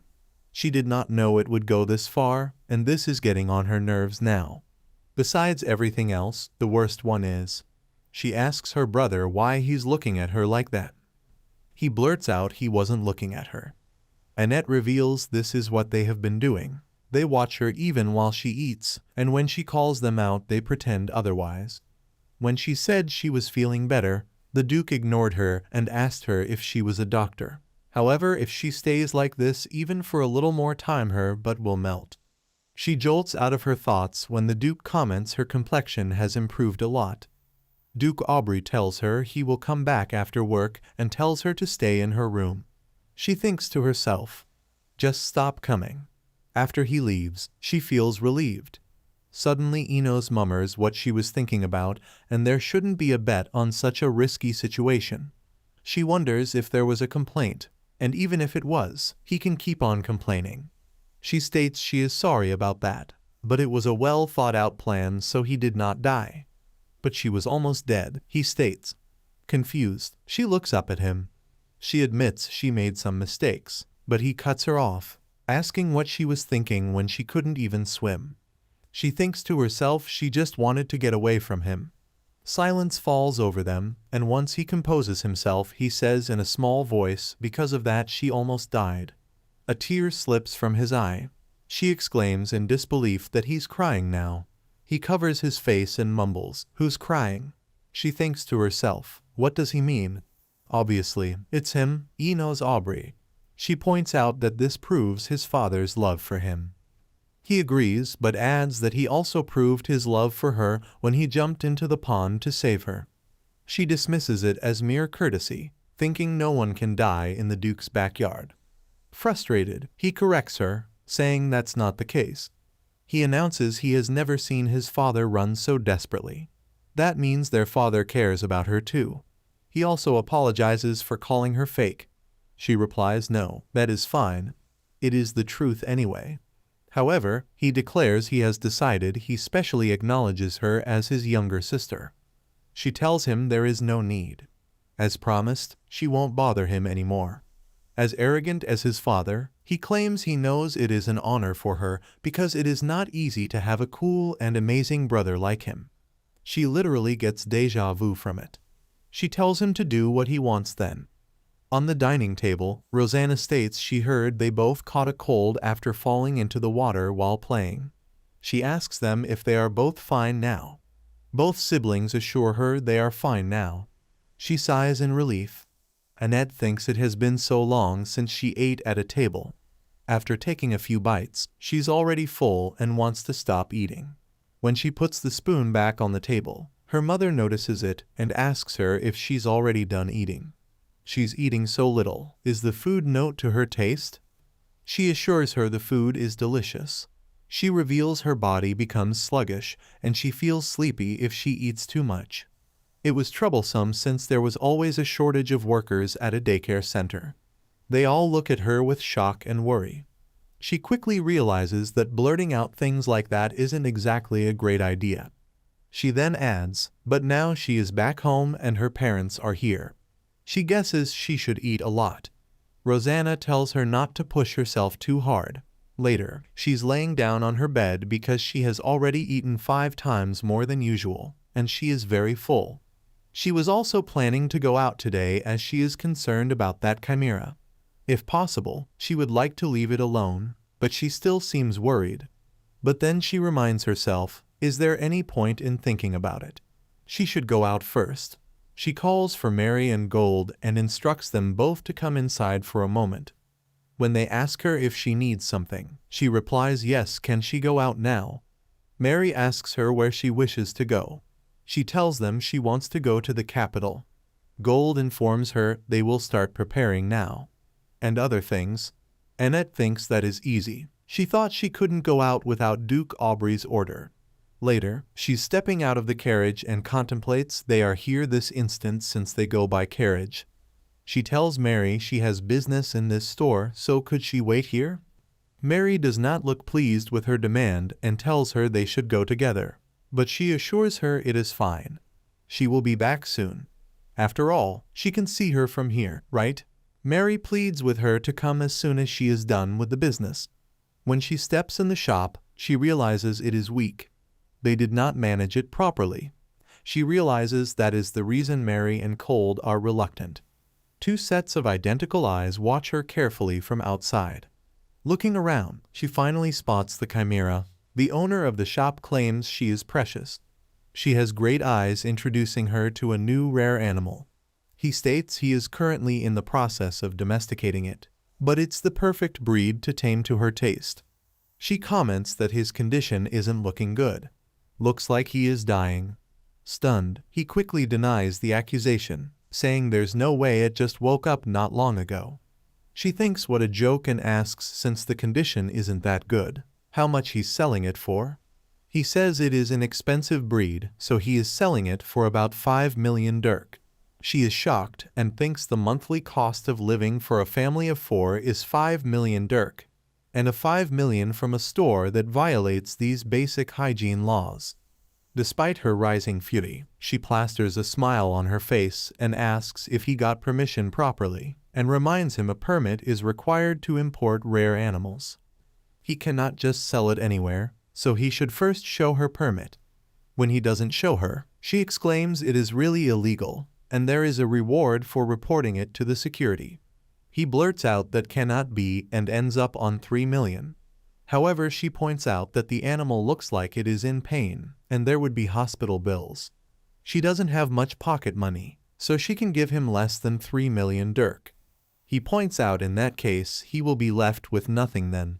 She nods in understanding and states all right, she will give him 3 million dirk. He asks her if she is being serious. She smiles at him and says why not. She would report it to the security, get the reward and come back.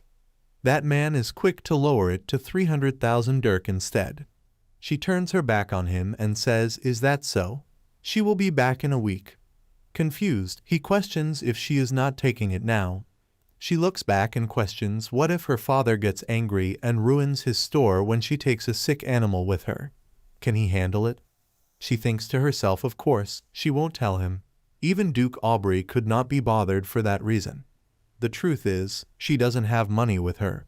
She feels like she's going into debt to sell clothes or jewelry that are not hers, and it feels bad to ask Duke Aubrey for pocket money. She declares 1 week. Until then, his job is to make sure the Chimera stays healthy. She is determined to make money by any possible means within a week.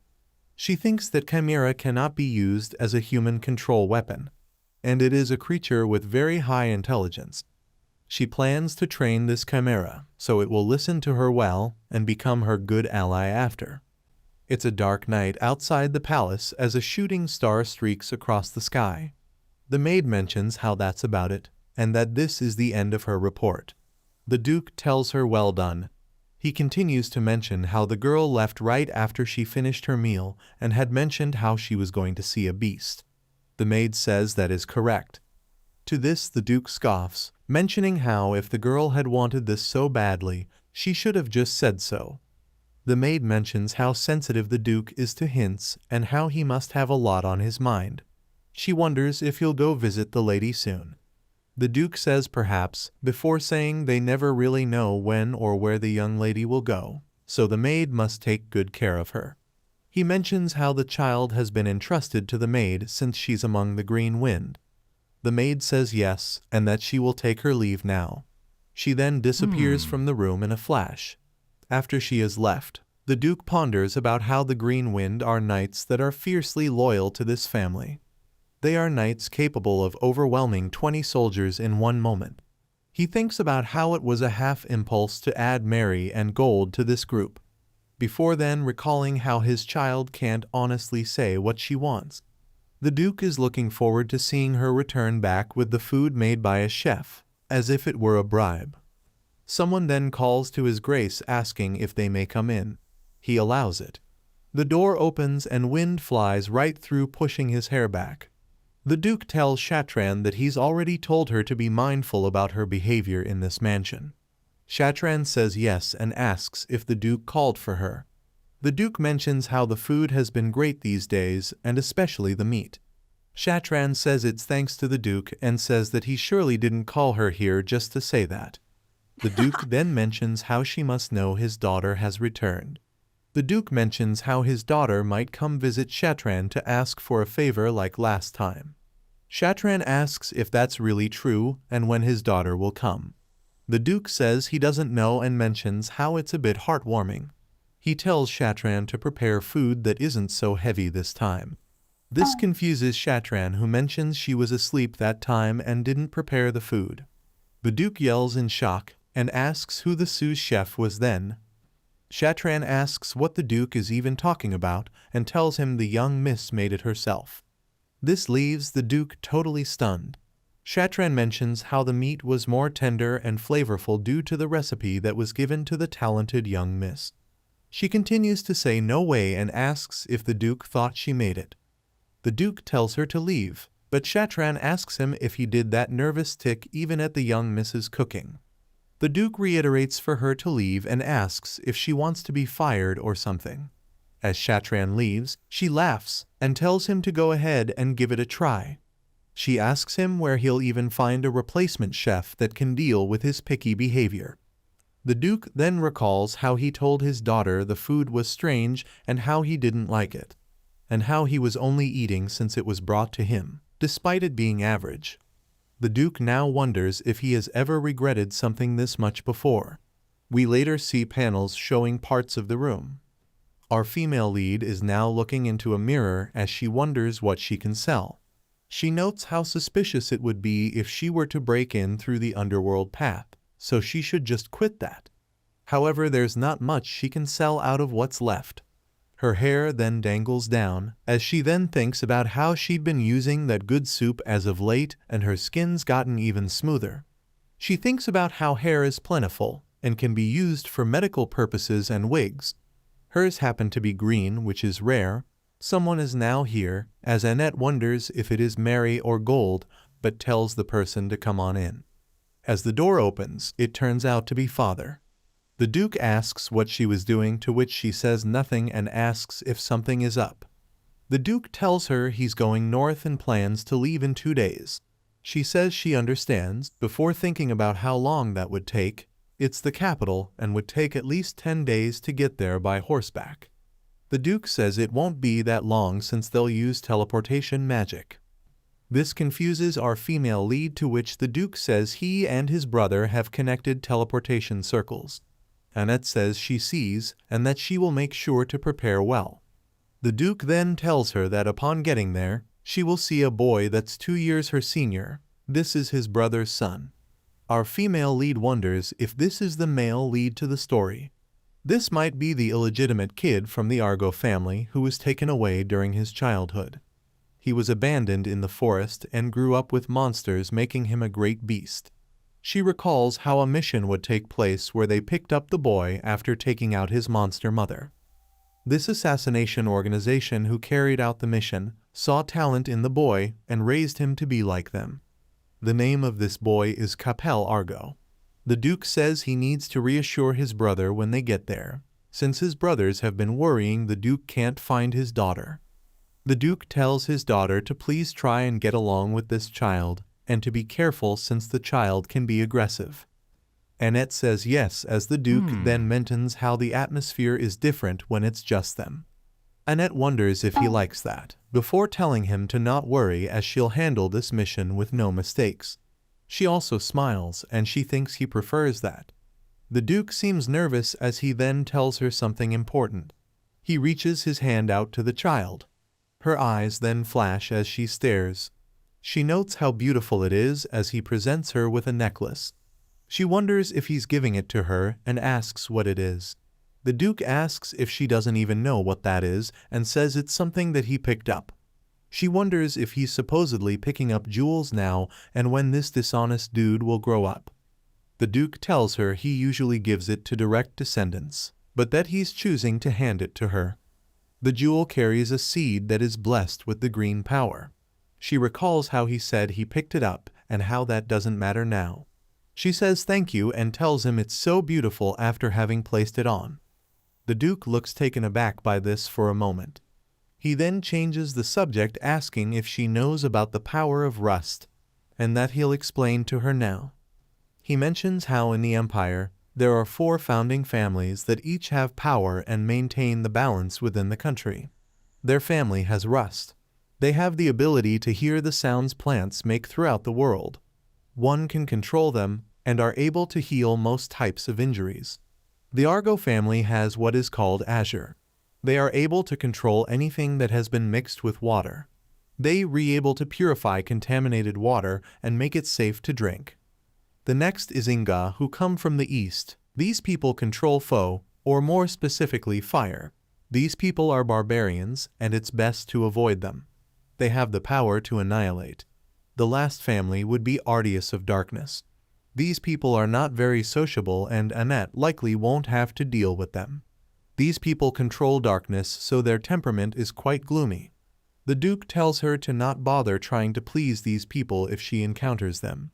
Annette says yes to the Duke, before wondering if there's something else the Duke doesn't like apart from Lord Alf Argo. The Duke then mentions how when she was drowning, he had given her that seed to chew on, which was a part of his ability known as Water Scale Tree Seed. Our female lead asks if the Duke has memorized all the effects of plants. The Duke tells her of course, and that they'd be useless if one doesn't know what they do. Annette says her father is quite remarkable, and mentions how he's a genius, but that she's not good with these things. She thinks about how thanks to the scientist she's only memorized the herbs and poisons that were useful to her daily life. She continues to shower him with praise as she thinks this should be enough lip service. She continues to note how she is very grateful, since without the Duke, she'd likely have been handed off to another scientist or maybe adopted by some merchant. Despite this all being somewhat of a hassle, she still feels very grateful. The Duke then says he is glad that she knows all this, and then brings up the food that she made him last time. Annette interrupts saying she is sorry for the low quality of that, and that her greed took over when she made a stew with 100 dirk meat. The Duke then says that's not what he's trying to say. He then asks if she said it was 100 dirks. She tells him yes and how she won't do it again. He surprises her by yelling the word who. He then clears his throat and more gently asks who told her that she couldn't do that. She starts to protest, as the Duke says now that he thinks about it. The food wasn't so bad, and so, in his mind he thinks about how it was actually kind of fire and he'd want to eat it again. He then recalls how Shatran said he surely would not be picky in front of the ladies cooking. This all starts to frustrate him as he says darn it internally. The Duke then says that is true, and that he needs to go now since he's busy. Our female lead is a bit confused but then tells him to be careful on his way back. The Duke internally says damn it as he knows he's messed this conversation up. We later see a magic circle activating as lighting swirls all around. We see the father and daughter duo as the Duke tells her this is the north. Our female lead notes how as soon as she had woken up, she washed up and changed her clothes before her eyes were dazzled, and she's now here. She asks him if this really is the north, and thinks about how they got there in only 2 minutes. She thinks about how there's nothing around them and wonders if this space is specifically only used for transportation. We then see a white-haired man appear and yell the Duke's name. He welcomes him here. The Duke starts to call his brother before he gets bear-hugged completely. Annette thinks about how surprising it is to see the Duke get a hug like this and not even look annoyed about it. The man continues to hug her father as she notes how this is Alf Argo. Alf says he heard a child go adopted and asks if it's this one here. Our female lead greets his grace. She thinks about how sudden this was and then takes a few deep breaths. She then tells Alf that her name is Annette Aubrey. Alf says it is nice to meet her as well and mentions how great her etiquette is. Annette says that's from her father's gene, to which Alf says that is correct and how her father is a genius above geniuses. He says since she traveled here in the morning, she must be very tired. He'll get a room arranged so she can have breakfast and take a nap. The Duke tells her it's fine to go ahead if she is tired, to which she says yes, father. Annette thinks about how excited her dad looks and didn't even know he was able to make a face like this. Someone then tells her to move this way to the dining hall.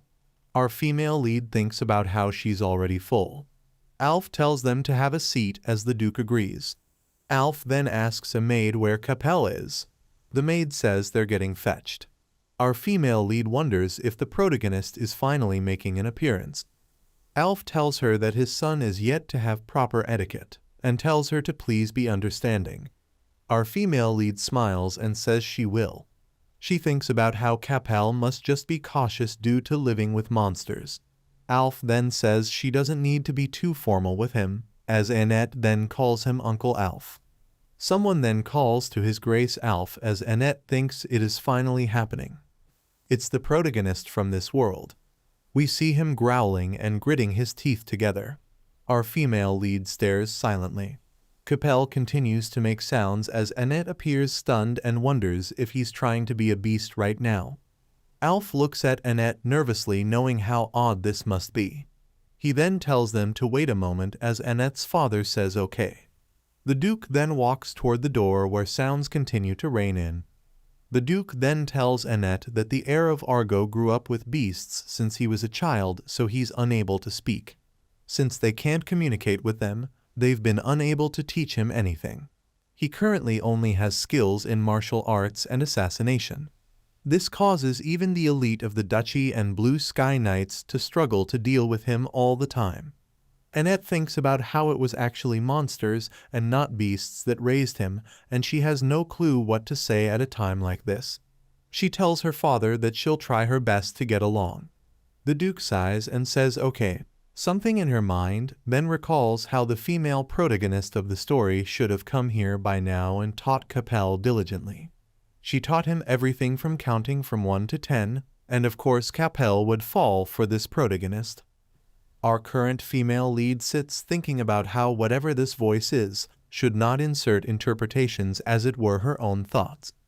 Up until now, Annette had felt these were her own thoughts naturally, but they now feel very alienating. The voice said it judged it would be better this way, since it is now the protagonist of its own story. Our female lead starts to wonder what is going on all of the sudden and holds her head, mentioning how this voice acts like her own thoughts. She continues to struggle before someone then grabs her hand. It's her father who asks what she is doing, and if she is hurt. She tells him she just felt dizzy for a bit and thinks about how mentioning what's actually happening would just make her look crazy. In her mind, she starts to feel as though she's becoming a defective product. The voice then thinks about how if its records were poured into it all at once, it'd be unable to bear it. So it decides it would use the technique just like in the novel that it liked. She then wonders if it's talking about the weird book the record showed, and wonders how that record even talks. The voice says it's made up of its own memories, its knowledge, pattern, and everything can be known. Our female lead notes how this tone is chilling and how it'd be better if this spoke like a machine rather than speaking as if it's her own thoughts. This thing then says it is me, and for the sake of its discomfort, it'll address her as master now. Our female lead thinks it must have been listening to her and wonders what on earth this is. She recalls how she only has a few years left to live and wonders if she has to live with this noisy and annoying thing. She recalls how it's getting worse, as Alf now appears and tells Capel to have a meal since he likes food. The father and daughter duo look over, as Alf holds Capel who struggles in his arms. His purple eyes stare at them while enraged. The Duke mentions how it's relieved to see the young master Capel is healthy. Alf mentions how bringing him back safely is fortunate enough.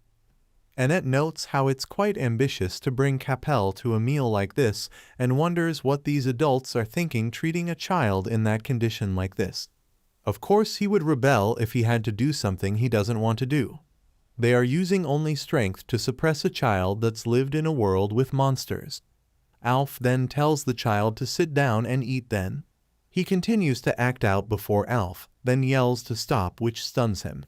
He seems to sit quietly now. The Duke mentions how Capel couldn't even sit at the table previously and mentions how this is an improvement. Alf says they've been training so Capel is now able to sit down for meals. Someday, Capel looks a bit sad as Annette stares at him for a moment.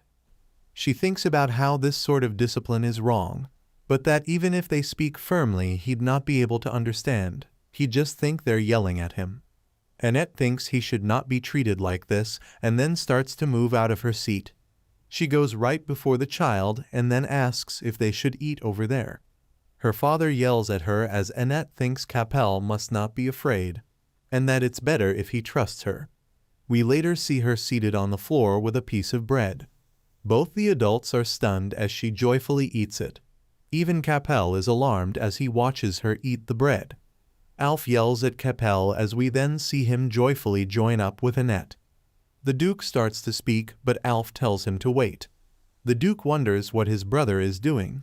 We see the pair of children happy together as Alf then says he's never seen that kids smile like this. He's moved to tears as we see Capel enjoying himself.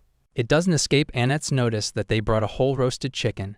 It must be hot. Just when the thought crosses her mind, Capel clamps down on it and suddenly shrieks, startled by the heat scorching his mouth. Annette panics, realizing he must have burned the roof of his mouth. With a shrill scream, he flutters his hands wildly, like an angry hen beating its wings.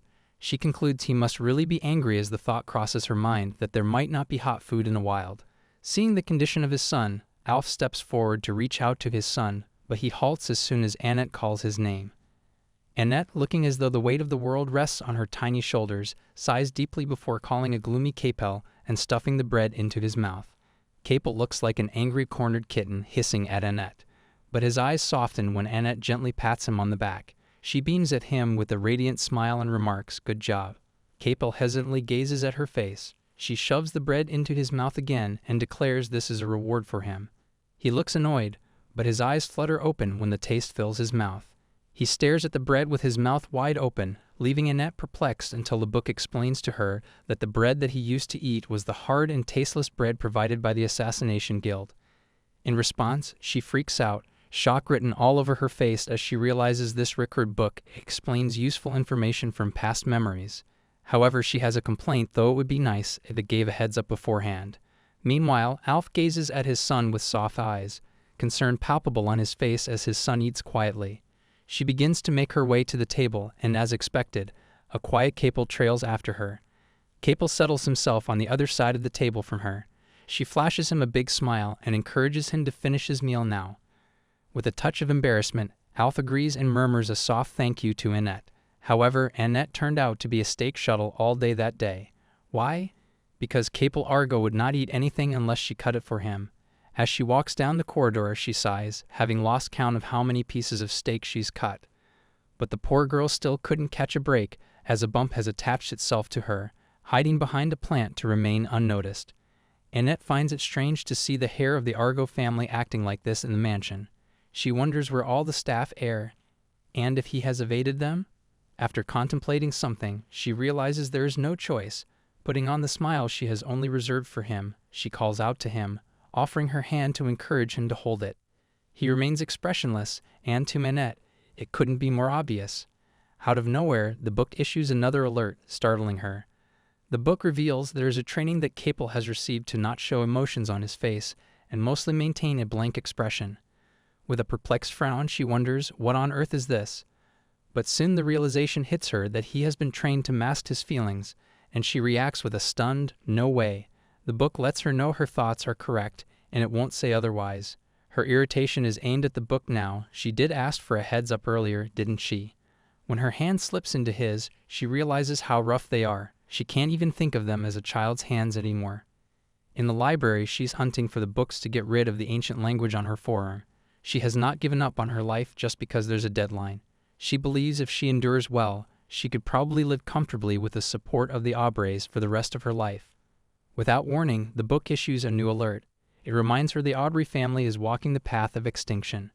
The death of Rosamond Aubrey is the beginning of misfortune. As the forgotten fact is brought to mind, she responds with a weary sigh, acknowledging that the Duchess is dying. The image of the Duchess flashes through her mind. Her thoughts then drift to that arrogant Duke who will also crumble. Even Enos comes into her mind. She thinks about how he will be driven out onto the streets. She reminds herself, and whoever takes over will be the heroine of this world. Her eyes instantly widen when the book announces out of the blue that it's Shekinah Aubrey. Annette recalls the diary-like content she saw in the records room. She realizes that is the name of the child who was originally supposed to be adopted in her place. The image of the Aubrey family flashes through her mind. Her eyes widen, and she seems startled when it dawns on her that she's worried for them. She questions herself what she is thinking. It's not like they are her real family anyway. Capel also turns his attention towards her when he notices the shift in her behavior. She forces a smile on her face and reminds herself there is no reason for her to feel displeased. She informs him the information she's looking for is not here and suggests they leave. She starts moving, and to keep up with her, Capel stumbles, reaching out to steady himself on the bookshelves. Annette's eyes widen in alarm as she sees the books begin to topple. Realizing she can't let him get hurt, she rushes to his side and shields him. She sighs in relief when she sees he's unharmed, barely noticing her own injuries. Capel, however, looks worried, and she just offers him a sheepish smile. With a sudden crash, the door flies open and Alf and Duke enter, their faces reflecting worry as they react to the disturbance caused by the falling books. Seeing Capel on the floor, Alf panics and rushes to his son's side. Annette, witnessing the scene, smiles in relief, thankful that he did not get injured. Her attention is, however, diverted by someone calling her name. Her eyes widen as she sees the Duke crouching in front of her. He starts to speak, but she interrupts, blurting out her relief that Capel is safe and seemingly unharmed. Her body language reveals her nervousness as she apologizes for bringing him here without permission. She blurts out if she had taken care of him properly, but she is sharply cut off by the Duke. Her blood instantly runs cold. She realizes he seems angry and wonders what else she might have done wrong. To her surprise, a stressed-looking Duke crouches down and begins healing her ankle with his powers. Her eyes widen in confusion, and she blurts out that she's fine. However, he still asks in a shaky voice if she is hurting. She smiles nervously and tries to reassure him, admitting that it's her fault. She attempts to downplay the situation, saying she'll be fine after resting for a day, and offers another apology. But she trails off as she notices that Duke's expression closely resembles Alf's, who is deeply concerned for his son. With a torn expression, he asks if it seems like he's asking for an apology from her. She remains frozen in shock, her eyes fixed on the deep concern reflecting in his eyes for her. He picks her up in his arms and declares they are going to the room. When she tries to protest, he remarks she is as stubborn as a bear. He asks in disbelief that she was considering walking with an injured ankle. She hesitantly replies she did not want to cause him unnecessary worry by mentioning it and assures him she is used to it, so it's okay. She is a little taken aback because she did not expect him to pick her up like this. He avoids physical touch due to his dislike for dirtiness. His sudden question catches her off guard. He wants to know if it hurts less when she's used to it. Her eyes dim as she replies yes, when a person gets used to it, it hurts a little less. He, however, disagrees and counters it's not that the pain lessens, it's just that she wants to believe that further adding that familiarity isn't a process of reducing pain, it's the time you spend resigning yourself to it, and to just increase intolerance for enduring pain. She wonders how he's aware of all that. Now that the Duke thinks about it, he realizes nobility etiquette wasn't the issue for her, and that she should actually learn to demand help when she's in pain, not just resort to using her powers. She whispers timidly, "Really?" He responds, "What if the only daughter of the Duke Aubrey does not know how to demand things?" She smiles sheepishly at him and declares if he tells her to do something, she can do it. Whether he wants the highly refined noble lady who has been groomed her whole life, or even a mischievous little troublemaker, she said she can do it. However, she is left flabbergasted when he dares her to do it.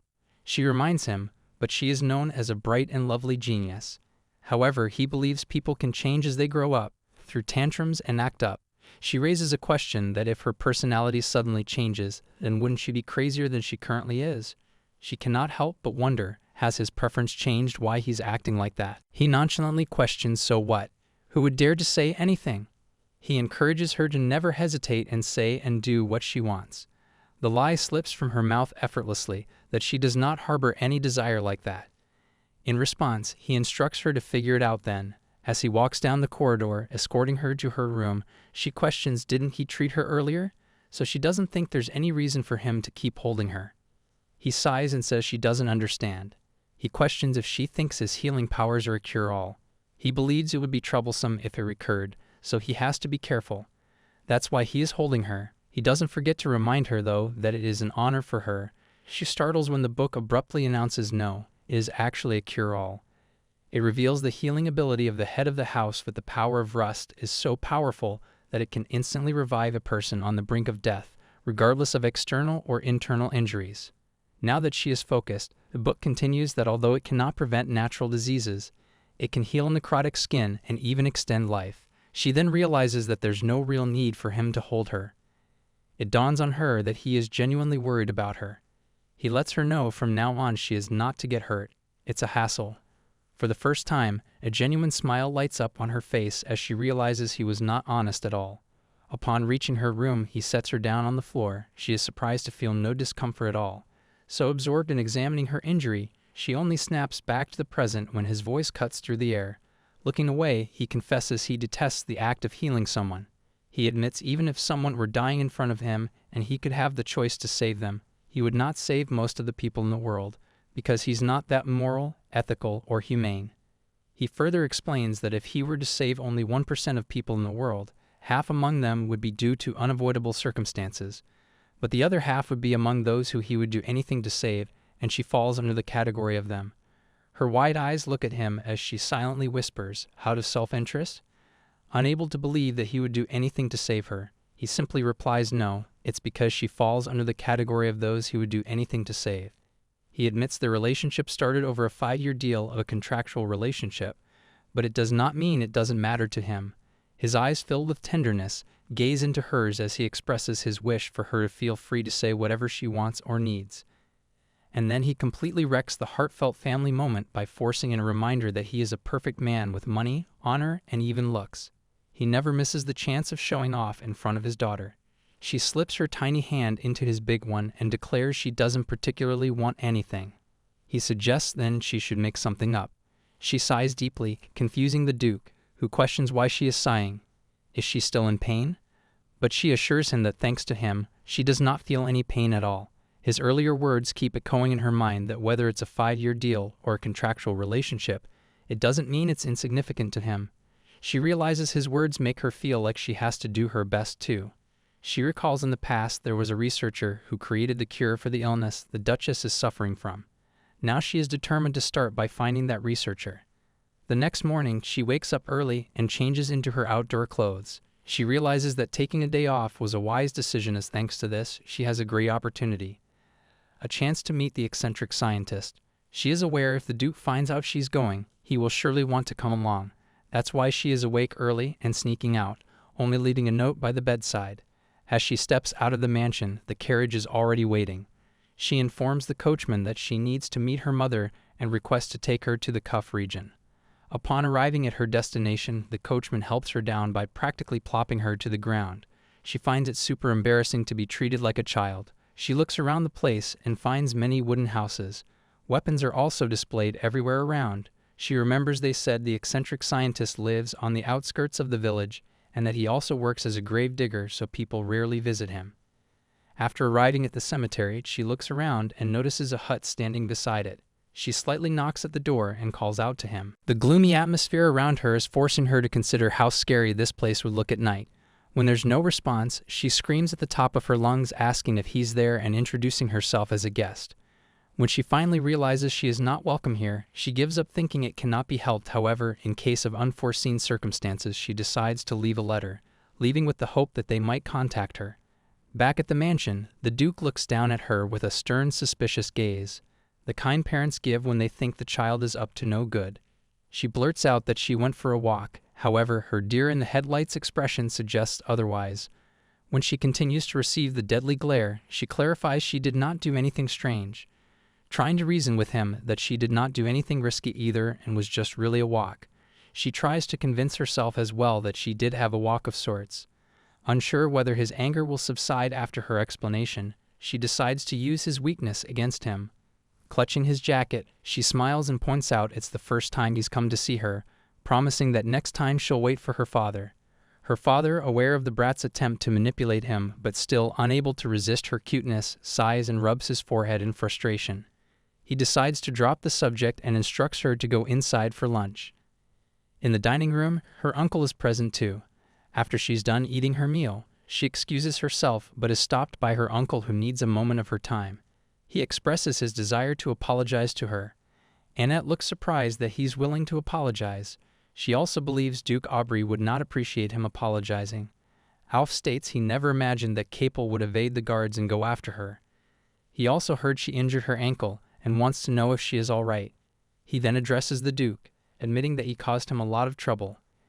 Annette starts to protest, but is cut off by her father, who agrees that he caused him trouble. She gasps in shock, wondering what's wrong with this guy. Alf can't contain his laughter and bursts out laughing. When faced by the offended Duke, who demands to know why he is laughing, he explains this is the first time he has been so curt. Alf also acknowledges he was too careless and that his son has such exceptional skills that even his knights struggle with him. He admits he should have been more cautious. The Duke murmurs it must be very frustrating for him. He doesn't deny it and still apologizes. He also clarifies on his son's behalf that Capel did not intend to hurt her. Annette giggles nervously and assures him thanks to father, she's all right. Now that they have resolved the issue, the tension palpable in the air dissipates. With a smile on his face, her uncle approaches her and informs her that Capel wishes to apologize to her. He is eager to take her because his son has never asked him for anything, but for the first time, he came looking for him just for Annette. After listening to him, she reaches for his outstretched hand. However, the Duke swiftly grabs her hand and pulls her behind him, quickly asking if she's all right. Alf tries to reason with him, saying a mere touch isn't going to hurt her, and he's being overly dramatic. Yet the father insists that his daughter is so tiny and small, even a breeze could knock her over. Realizing that the Duke's excessive concern for Annette leaves him with no other option, he instructs his men to bring Capel in. A hesitant and tense Capel enters the room, his nervous energy palpable. Annette feels bad for him, as there's no need for him to be sorry. It was a mistake. Standing in front of her, he awkwardly thrusts some flowers at her. When she gazes at the flowers with confusion, Alf explains that it's a flower set to bloom only for those who inherit the blood of the Argo-ducal family. She takes the flowers from his hands, and with a bright smile on her face, she thanks him. Out of nowhere, he struggles to whisper his name. She smiles reassuringly and tells him that his name is Capel. When he remains silent with a bewildered, puppy-eyed look, she understands he might be asking for her name. She introduces herself as Annette. Before she can react, he leaps into her arms, calling her name with a beaming smile. Given the look of sheer panic on the Duke's face, saying he is merely displeased by the hug would be an understatement. In contrast, Alf displays his puppy eyes, pure awe evident on his face seeing his son speak. After that, the Duke announces their departure. Alf expresses his gratitude to them for coming and also insists that Annette must visit them again next time. She smiles brightly and promises to, if she gets the chance again. Capel whispers her name, prompting her to shift her attention to him. She promises to visit again and makes plans about studying and having conversations together again. In response, he simply whispers her name again. She wonders if her name is all he memorized. She points out that what she's talking about is study, and her wish to study hard together and meet later again. She waves with a beaming smile as she glances back one final time. Alf responds with a similar gesture, and Capel watches her with a look of sheer fascination. After that, she practically runs out of there and a panicked expression appears on Capel's face. She admits to herself she feels like a parent sneaking out, leaving their child behind. A few days later, a crisis far greater than falling off a shelf unfolds. It's the kind of major crisis that occurs only a few times in life, and it seems to have arrived today for her. The maid's eyes are filled with sadness and shock, and even Aeneas appears frozen in disbelief. The Duke's narrowed gaze is fixed on Annette, his expression one of genuine perplexity as he asks, "Are you crazy?" Wearing a bob haircut, she realizes her hair was too conspicuous. She nervously giggles to downplay the situation. Yet she knows her green hair, rarer than she had thought, was actually quite valuable. Well, in exchange for them, she brought back the Chimera, who was glued to her side, not wanting to face the wrath of the Duke. She also, on her way back, reported the household to the guards. She knows by now guards and inspectors must have swarmed in to uncover everything. She snaps out of her thoughts when the Duke asks her if by any chance someone did that to her. His expression changes into sheer panic. Her face pales seeing the over-concerned father making an appearance again. She is quick to clarify there is no such thing. It's just that her long hair feels uncomfortable. However, the Duke demands to know why she cut it herself instead of asking someone to do it. The excuse that slips from her mouth is just a change of mood. But in reality, she knows it was actually to buy an animal. Her father then questions Enos if he's not going to school today. He replies today his class got postponed. But soon the brother realizes that his father intends to lecture Annette, and this is his way of saying leave. He gives his sister one last panicked glance, then dashes out of the room like his tail is on fire. He instructs Annette to sit down. She settles down, feeling like she's sitting on a thorny mattress. He calls her name, to which she blurs out yes. He questions her if she really thinks that he does not know what she is doing. She exclaims that he's a genius after all. Obviously he knows. She thinks if she does not flatter him enough, she will definitely die. He sighs deeply and states he is aware she's setting her own boundaries. He acknowledges she also has her own thoughts, and that is the reason he tried to turn a blind eye. But if she starts taking herself lightly, he believes he has no choice but to control her. She quickly tries to clarify that the reason is not that big. She wants to explain to him that this is not a normal animal. She doesn't know what to say so that she's able to raise a chimera. His stern voice cuts through the tense air as he demands to know that if she wanted to buy an animal, why did she cut her hair and sell them for it? He admits to herself what he's saying is right, but it's not a simple reason. It's because of the shortage of money. However, she is aware that if she does not get herself out of this mess, he will start to monitor her every move, and she still has many things to do. Finding no other way to save herself, she starts sniffling. With tears brimming in her eyes, she states that she just wanted to do something with the money she made. After that, she uses the second strategy, which is cuteness strategy. She puts on a cute smile and pleads with him not to be angry and admit she was wrong.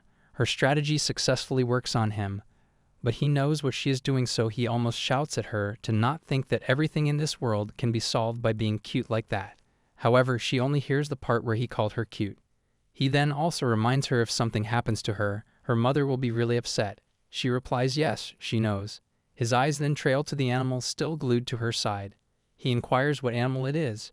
According to the search result, the scientific name is also animal. She is surprised he has already searched it. She only comes up with a simple reply that this is a rare animal. He, however, reminds her that if this rare animal is detected by the Administration of Foreign Trade, that she hasn't even reported to, she will be arrested. He also warns that they might take it away if it's not removed. She gets lost in deep thoughts. There is even a hint of worry on her face. However, to get him on her side, she comes up with another strategy. She admits to him that seeing that animal in the store's cage makes her feel really bad, and that it reminds her of the past self of her. His demeanor suddenly changes, indicating that she is getting to him. She further goes on saying that she just thought he would not like it, but he cuts her off and tells her not to belittle herself and pay attention next time. She smiles in relief, thinking she passed. However, he still lets her know that after dinner he will inspect the animal thoroughly to see if it is worth keeping. He then talks about the initial reason for which he had summoned her in his office. He announces starting from next week, she will attend classes. He also reveals one of the classes is about Mana Stone.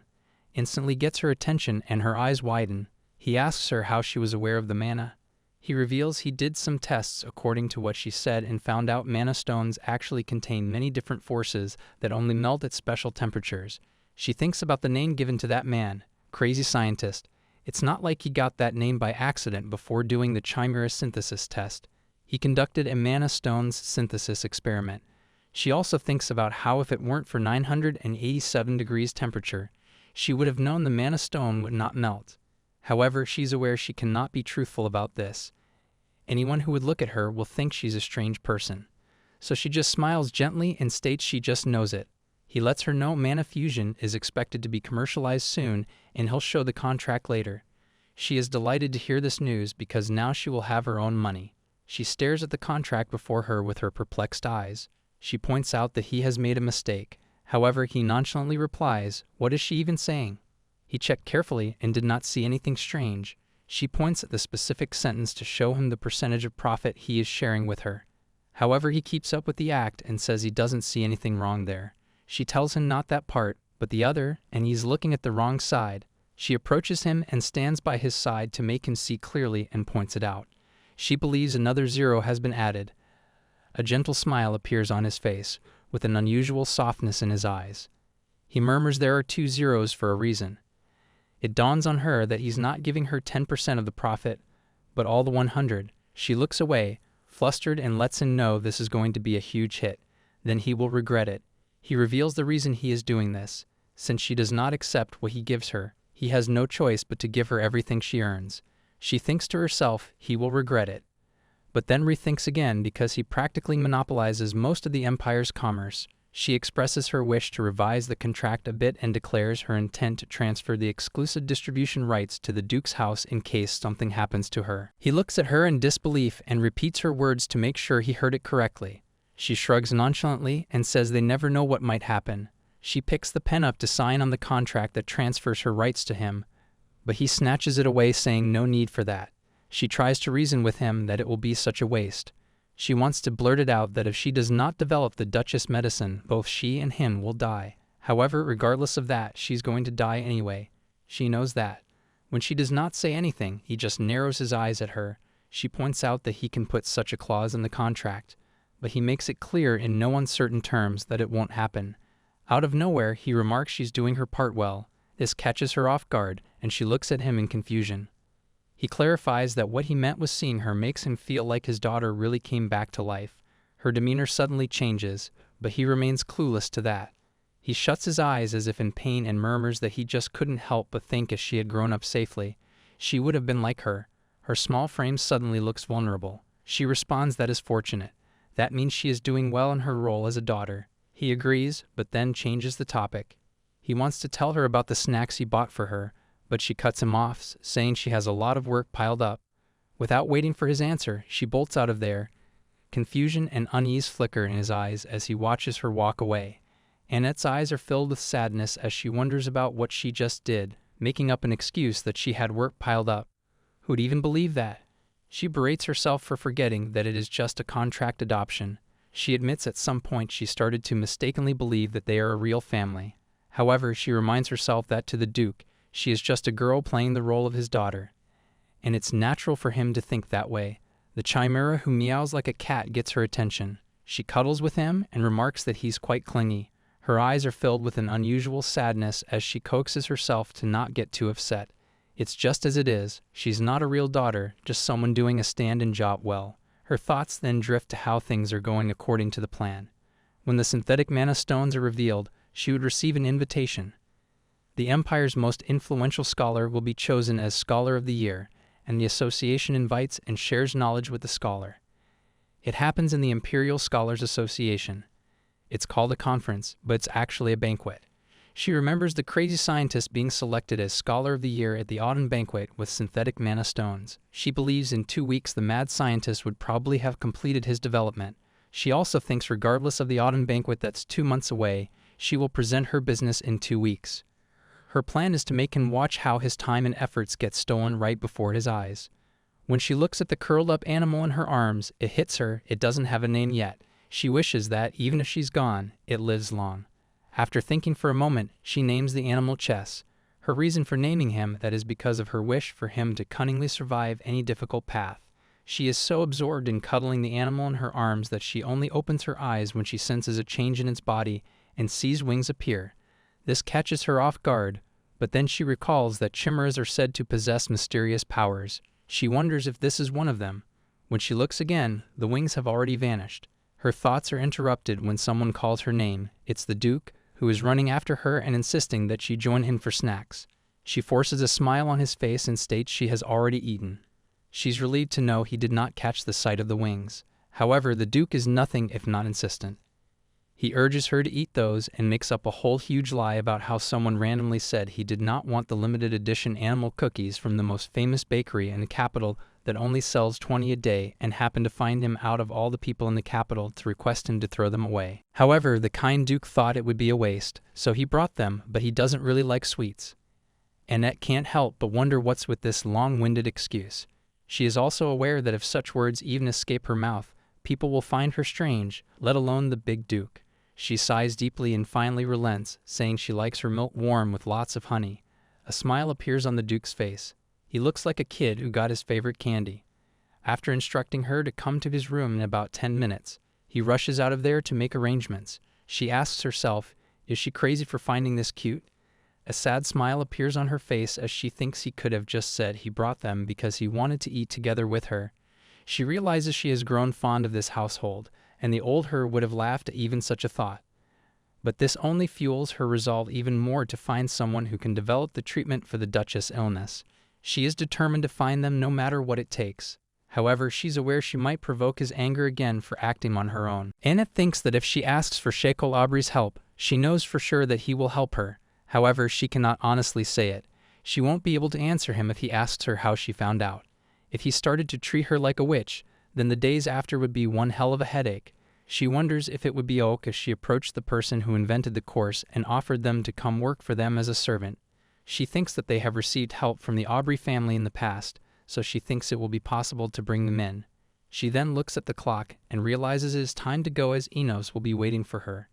She's aware that he's going to nag her if she keeps him waiting. She then notices her father and wonders what is happening. He stares at her with an angry expression.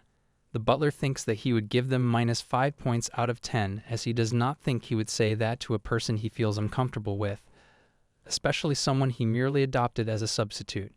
He tells her that he came because he has something to tell her. He ponders that it is the same as saying, "You are just his daughter's replacement." Seeing how she always tries to solve things on her own is just like what the family head was like when he was young.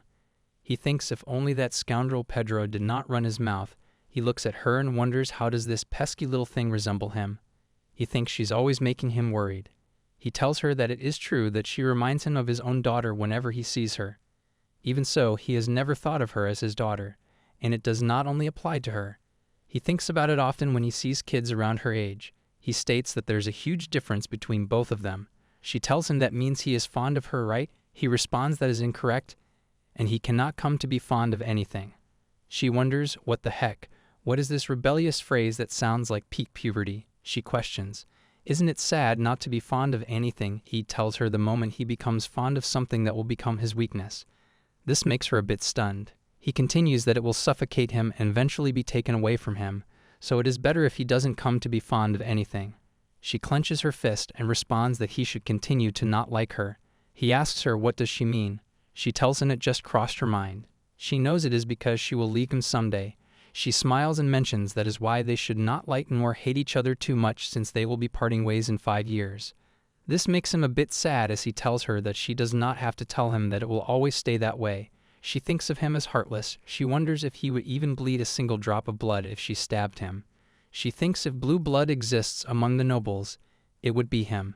She tells him that she knows she should be giving her all to help the father who adopted her, but it seems like she has been causing trouble and apologizes for that. She turns around and tells him she will be leaving first. He stands there not knowing how to respond. A fork falls to the ground, catching his attention. He notices Enos standing behind him. Enos, with a terrified look, asks him if he has been discriminating against the adoptive child, stating no matter how much he dislikes her, he's the one who brought her home. So how could he do this? Alf is taken aback as he tries to say that is not the case, but Enos cuts in and asks him that he talked about parting ways, and what was all that about. Meanwhile, Annette wonders that he heard everything and thinks if he did not Enos him about the 5-year contract.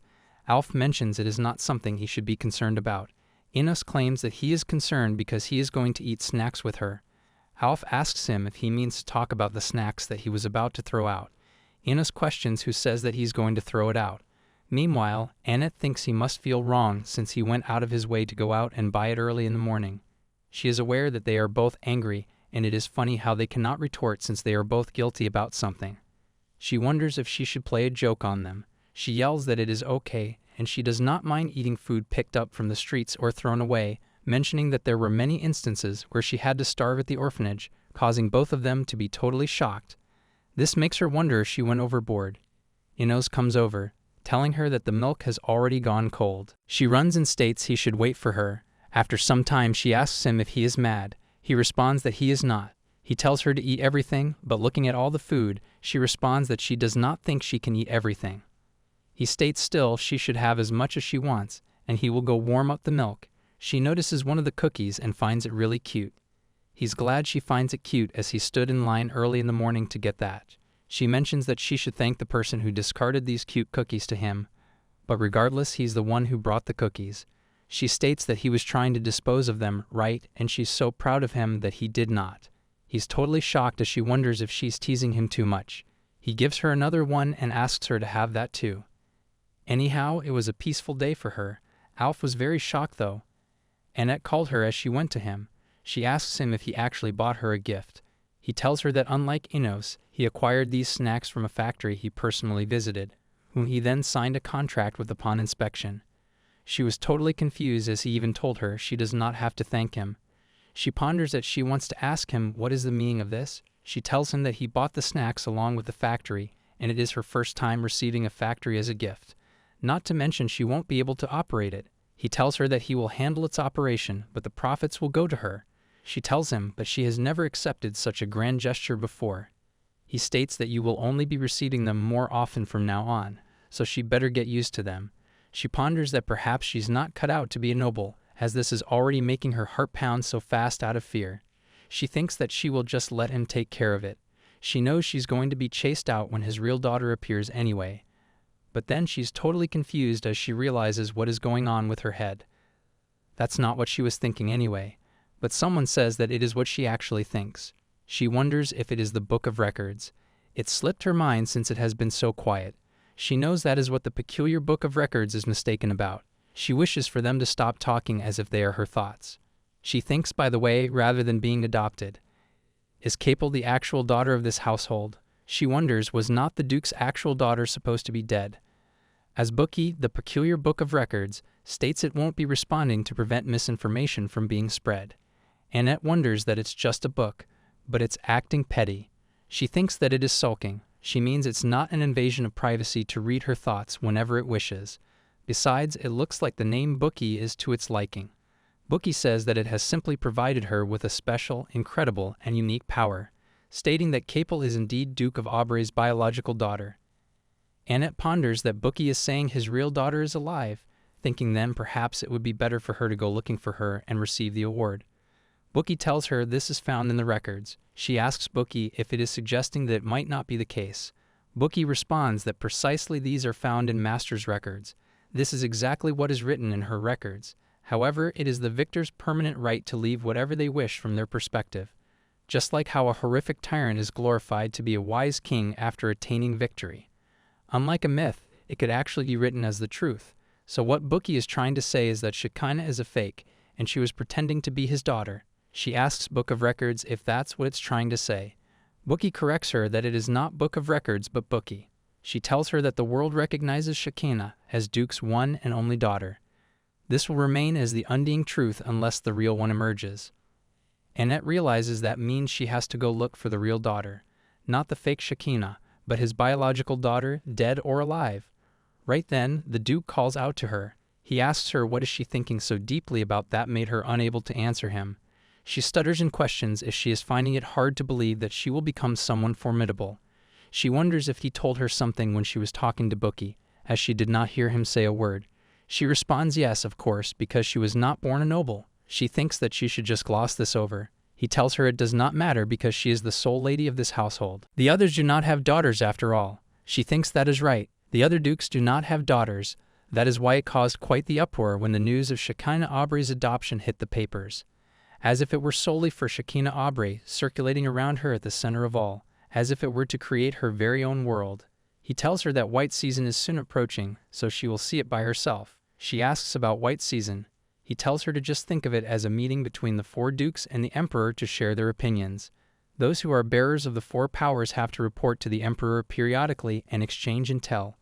Before discussing important issues in state affairs, they normally discuss them one step ahead in these meetings. She thinks this is expected of the Duke, who possesses special powers and is very influential. She asks him why it is named White Season. He tells her it is nothing grandiose. The Emperor came up with the name when he was met with a magnificent defeat in a card game. She's confused as she asks him what is he saying. He tells someone all the colors are combined, they become white, so he guesses that is his motive. He went into a frenzy saying he was swindled after losing all 3 cards, rambling on about how he punished them for defaming the royals. She questions if he said it was a fraud even though it wasn't. He responds that of course it was a sham. Anyhow, this meeting is supposed to be held regularly unless something urgent comes up. It is held twice a year for about 5 days. During that period, he has to stay in the imperial palace and he won't be able to return to the mansion. She ponders that she thinks he just glossed over those ridiculous claims. But that's also very Duke-like of him. He asks her if she thought of something weird, but she responds no. He states what he's trying to say is that she is his daughter, so she should not put herself down and always hold her head high. He also tells her, now that he thinks about it, her invitation letter has arrived. She asks about it and asks him to show it to her. She knows there is only one invitation letter addressed to her. It has to be from the Auden Association of Scholars. He responds he will show it to her and throws countless letters her way. She's totally taken aback as she asks him what are these. He tells her that these are invitation letters. She thinks that no matter how much she looks at it, these are afternoon tea invitations from different salons. He tells her to not worry, as he roared back to the other ridiculous invitations himself. She asks him so these are the remaining ones after he has gone through them. He tells her that regardless, some presumptuous people really do have it twisted. She asks him if these are only afternoon tea invitations. He responds mostly yes, but there is also a banquet invitation from the Imperial Scholar Association. She is aware that is what she was looking for. She found it as he questioned, so she was crowned Scholar of the Year. She asks him if she can attend this. He tells her to go if she wishes, but none of her peers will be there. However, she shall not attend alone. She should bring a companion with her. She thanks him and tells him then she will bring Marion Gold with her. He tells her that she can only bring one person with her. She starts to think about it and states then she'll ask for Marion Gold's opinion and take one of them. He tells her that, however, only an intellectual who can hold a conversation with the scholars, at the very least, is allowed inside. In that aspect, Marion Gold would not be suitable for the occasion. She wonders if he dislikes Mary and Gold. She asks if she should not just attend that after all. He mentions that it does not matter as long as she finds a suitable companion. She asks him who would be a fitting companion, stating that if he knows any, then he can let her know. He tells her that person has to be fairly skilled enough to protect her, quick-witted, have an outstanding amount of knowledge to intimidate the scholars, not to mention they have to have a somewhat dashing face with influence and yet not to be too unfamiliar. She wonders that he should just say that he does not want her to go at this point. She thinks that he should not tell her it is going to end like this again. It felt impossible when he phrased it this way last time because he is describing himself. She asks him if he's not busy, then can he, before she can even finish, he tells her fine, he's very busy, but it cannot be helped. It's tedious. But what to do? This is his daughter's request, and he's only attending to fulfill his obligation as a parent. She knows she has not even finished her sentence properly. Twice a year in the Empire, a meeting is held deep within the Golden Palace, the singular pale white door that exists within the Golden Palace. Those who knew when the door would be set to open called it White Season. It is firmly believed that critical issues of the Empire are determined behind those sacred doors. The Duke thinks that it has already turned into a drinking party. Red calls out to him and tells him he is late as usual. The Duke is called Green in this meeting. His brother is also there as he tells him. It is always a mess in here, right? Rhett mentions that there is not much of an age difference between the two of them, so they should stop with the honorifics. One of them tells Red that he's still as vulgar as ever. Now that everyone is here, they should proceed with the meeting, reminding Red that he mentioned he has important news to share with them. Red tells them that is right, and he mentions that his third son recently won a fencing competition under the youth category. He states who would have known. He did not even teach him anything. Red is told that he is making a big deal out of it when it is merely under the juvenile section. Wright then states that his second son received a banquet invitation from the Aista. Yellow thinks, but his daughter is being nominated as Scholar of the Year in that said banquet from the Asa. Actually, although White Season is held to make decisions concerning important national affairs, they usually end up having meaningless small talks or even briding contests. So much more happens at a drinking party. One of them tells them to stop and states that he cannot believe them. All of them are getting worked up over these things. He is sure this news will bring them to their knees. He mentions that his son has started to speak, and he even started to dine and eat at the dining table. One of them mentions that although that does not come close to his son who won the Magic Conference, but that definitely calls for a celebration. Red also agrees, stating that is absolutely commendable, though not as accomplished as his son. Yellow asks them when are they going to stop this childish banter, stating that the cutest and the loveliest ones are the princess and the prince anyway. She then asks the Duke that she heard he found his lost daughter. Red is totally shocked as he asks him why did not he tell him something so important. The Duke questions if Red is his friend and asks him to please refrain from speaking so casually to him. The person standing next to him asks him if he has actually found the daughter that he had lost during turbulent times. The Duke responds yes, he did, and questions if there's a problem with that. The person responds it is nothing. Red is envious that it is a daughter. One of them says that when he met her previously, she was so kind and smart and she definitely takes after Shekol's eloquence. The Duke states that she doesn't even come close. It'd be troublesome if she did, and she does not resemble him in the first place. But they think that she does not seem like a difficult kid.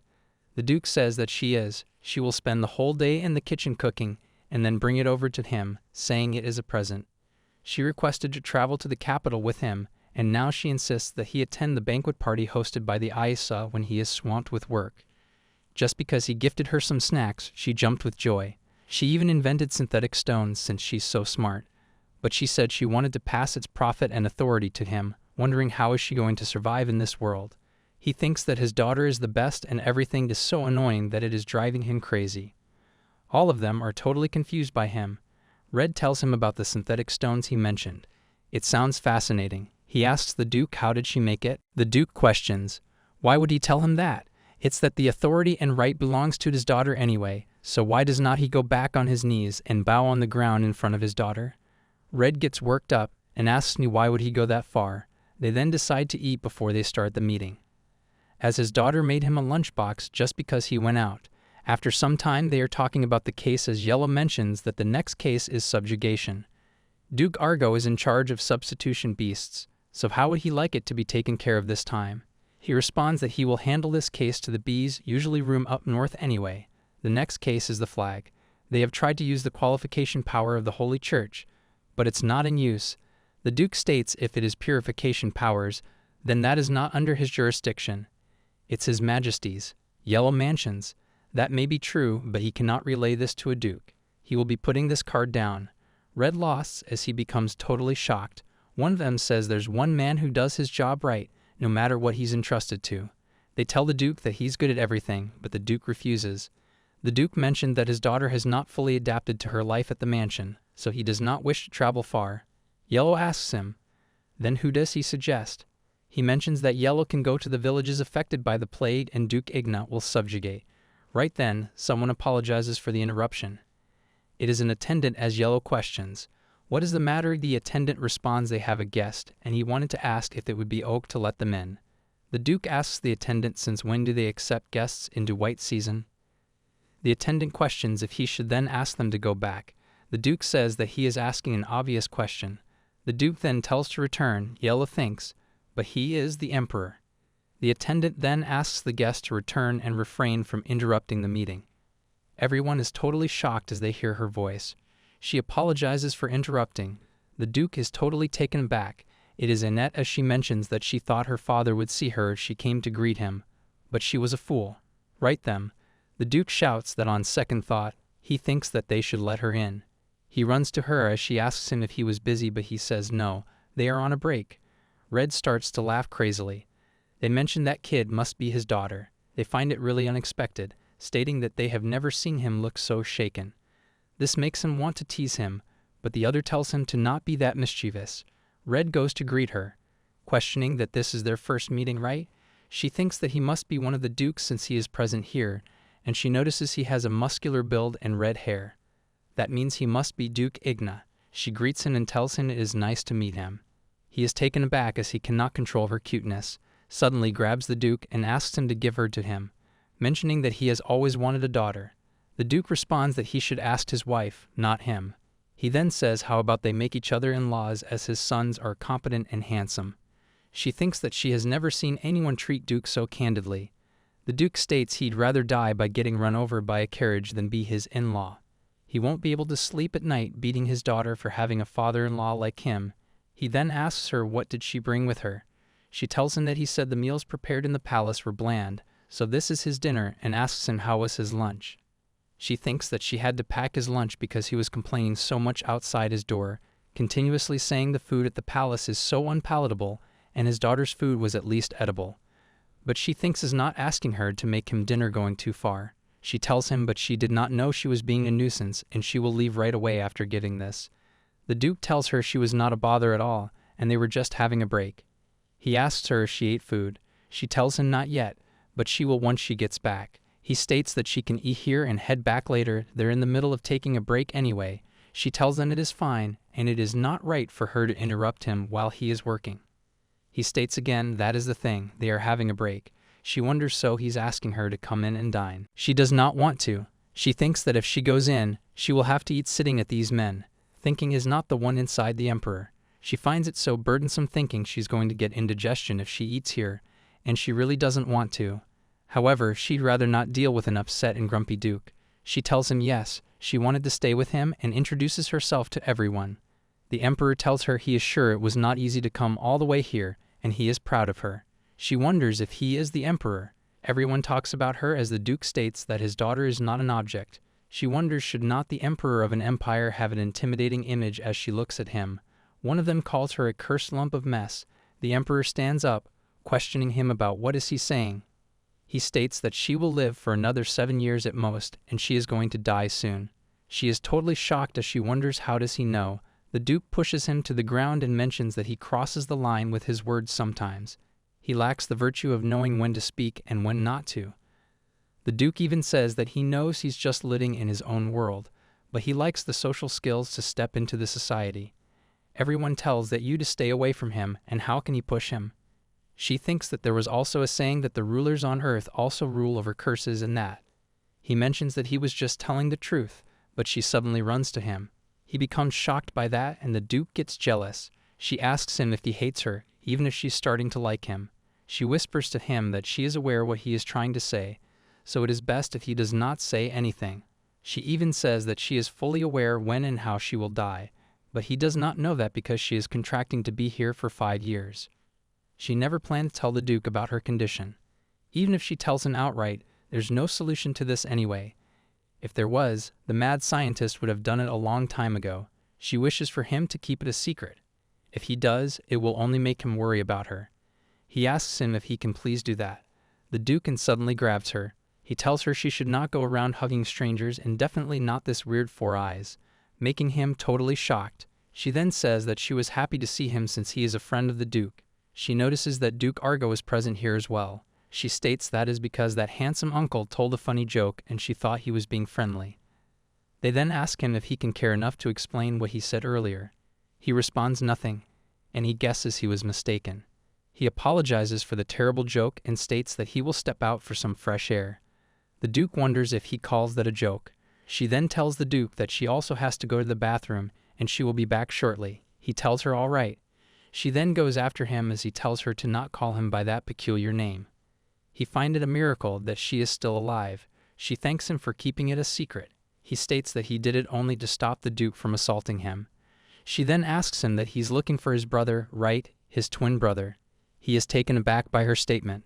Following Master's commands, Bookie is unlocking information about Shade Adius. Sooner or later she will gain intel about him. From some point onwards, it became natural for her to use Bookie. Her personality is quite foul. She asks the dude to please head to the Red Rocky Mountains. There's a slight opening at the peak, enough to fit a small child. He asks her how does she know about that. The family of Adios has a terrible tradition. When a twin is born, the weaker child is sacrificed to make the other one stronger. The current Duke is the younger of the two. Before the brother he used to play with was sacrificed, they were extremely close. She apologizes to him as she made him uncomfortable with that certain claim. She tells him to think of it as noisiness out of gratitude. He calls out to her as he asks her if she is not afraid of dying. She finds that a meaningful questions. She tells him she is quite scared, but what can she do? She has no way to undo it. She has been looking for a cure, however she was not able to find any information about any similar patterns engraved on her wrists. Still, she has not given up yet, but at last she has finally met someone who recognized her curse. She tells Cinder she hopes he can help her out in the future. Things ended smoothly after White Seasons, though the Duke was totally jealous as he asked her should not she ask the handsome Duke Adius to accompany her to the banquet rather than him.